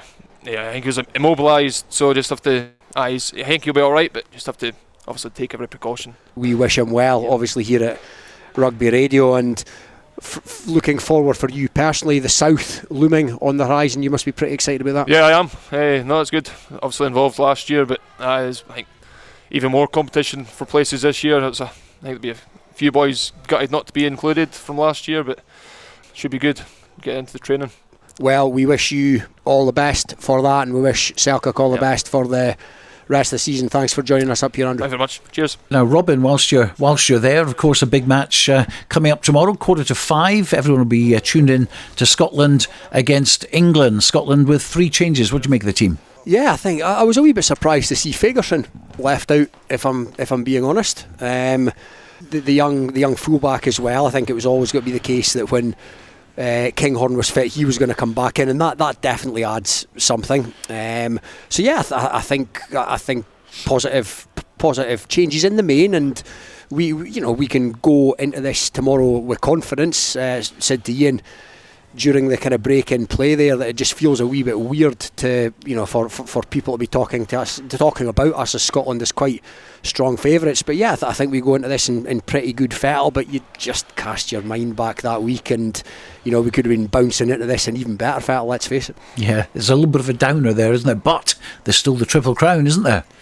Well, there is. I think the take Ireland out of the equation. The Irish in Dublin might have something to say about that. I mean, they look to be on a completely different planet, to be honest, to anybody in the northern hemisphere, at least at the moment. But yeah, Scotland, I agree with what a lot of people are saying. I think Scotland will win tomorrow. I don't see it being much more than maybe 10 points, I would suggest. But yeah, it's sure to be a good occasion at Murrayfield. Iain, the under-20s played tonight, had a bit of a comeback in the end. They still lost 30 points to 17, but 3 tries there. A pretty dire first half where they didn't get any points on the board, but 17 in the second. And of course, this is the future, isn't it? Yeah, again, it's something else we've had a chat about earlier on, is that we need to have these boys playing rugby. If they're not playing rugby week in, week out, how do you hone your skills? How do you get good under pressure? The point we were making earlier was last week apparently the Scotland fly half missed 4 kicks to touch from penalties, which would have given us attacking opportunities. That's lack of working under pressure. It's okay to do it in training, but you've got to do this under the pressure situation. And potentially next year, if we do go back to clubs and all these best players will play for their clubs, then it might help. These lads will be playing with their mates, they'll be playing under the pressure, they're playing for their mates week in, week out, and it's different kicking it from 20 metres away into touch, and we saw it tonight. There was some really good kicking to touch, especially for penalties. Callum Anderson one in particular, it was probably about 40 metres, 45 metres, right in the corner, into the corner, and it went from being an attacking or just an attacking situation to a try scoring opportunity. But yeah, it does worry me. This is the future of our rugby, but the one thing I would say is that we, even in the years gone by where we didn't have players coming in from all parts of the world with Scottish grannies and whatever else, we've always managed to get enough players to play at senior rugby, at senior internationals, to compete, and hopefully we continue to do that. So we don't need a lot of them to come through, but we need 1 or 2 every couple of years that are really world class, and that's the hope, that we at least bring 2 or 3 through. It's a fairly experienced side if you look at the amount of caps scored. Of course, we've got Grant Gilchrist will be winning his 70th, and of course 50 already for Blair Kinghorn. But looking on the bench, you've got 4 who have got under 4 caps. I mean, Ben Healy, Andy Christie, Elliot Miller-Mills and Alec Hepburn. These are the next breed that are coming through. What would you feel about others who might be kind of knocking on the door? I'm thinking particularly of Johnny Matthews in the hooker position, who's obviously got to get past George Turner and Ewan Ashman, but certainly he's having a fantastic season. Of course, we all remember him from the Kings of the Sevens circuit playing for Boroughmuir. Yeah, it's interesting. We had a conversation, we did all the events for the referees for the Sevens the other night, and we were just talking about some of the players that have come through. Your Stuart Hoggs, obviously different era now, obviously, but these guys, they all played Sevens, and some of the skills that you hone in Sevens, both in terms of attack and defence, because you're that bit more isolated. You've not got another 12 people round about you or 14 people round about you. You are out there on your own. I think we've got a lot of strength and depth. I think we've got lots of players there that could play. It's just getting a consistent team together and playing week in, week out with the best possible team that we've got, and them performing. And we've got probably one of the most mercurial fly halves in world rugby, but we've got to play round about him. He can't do everything himself, but he's also got to be given the platform to play. And if he's not given the platform to play, as was shown against South Africa in the World Cup, where they just played a rush defence and knocked him out of it, we need some other players. We need Kinghorn, we need Tuipulotu, we need all these players. Van der Merwe, if they're being marked out of the game, we've got to have other people to actually open the game up for us. We can't just rely on these players all the time. Well, turning back to Robin again. Robin, no Darcy Graham for the rest of the Six Nations campaign. That's a big blow. Yeah, that is a real blow, Stuart, for the national team, obviously for the player himself, and obviously from a Borders perspective, he's about our sole representative at the moment. So yeah, it's a blow for him, absolutely. And we could do with him. He brings something. It gives us a great balance, I feel, in the back three, with Kinghorn, him, and Van der Merwe. So yeah, that is a blow. But in saying that, Kyle Staines, he's become a pretty able replacement, I would say, in the last few years. So he comes back in, and yeah, Scotland got a wee bit of depth in the back three at the moment. So quick prediction from you both. 8, 9, 10 point win. That's gone down. 8, 9, 10. Cover my bases a wee bit. Iain. I just hate being favourites, and I just think the England team have got nothing to lose, and they've got the ability to basically stick the ball up the jumper and play like they did to get themselves to the World Cup final. If you look at how they played in the World Cup final, there was a team that should never have got there to the World Cup final, and B, should never have competed as well as they did. I think we'll sneak it by 3. There we are. So a couple of wins from the boys down there, and I'm going for a 10-point win for Scotland as well. So let's hope that is in fact the case. 4:45 tomorrow kick-off. But that's it for tonight. We'll be back again on Saturday the 2nd of March, when we'll be live from Mansfield Park for the semi-final Premiership playoff between Hawick and Kelso. It promises to be some match, that. But I hope you can join us for that. But from now, from Iain and Robin and Dale and myself, a very good night.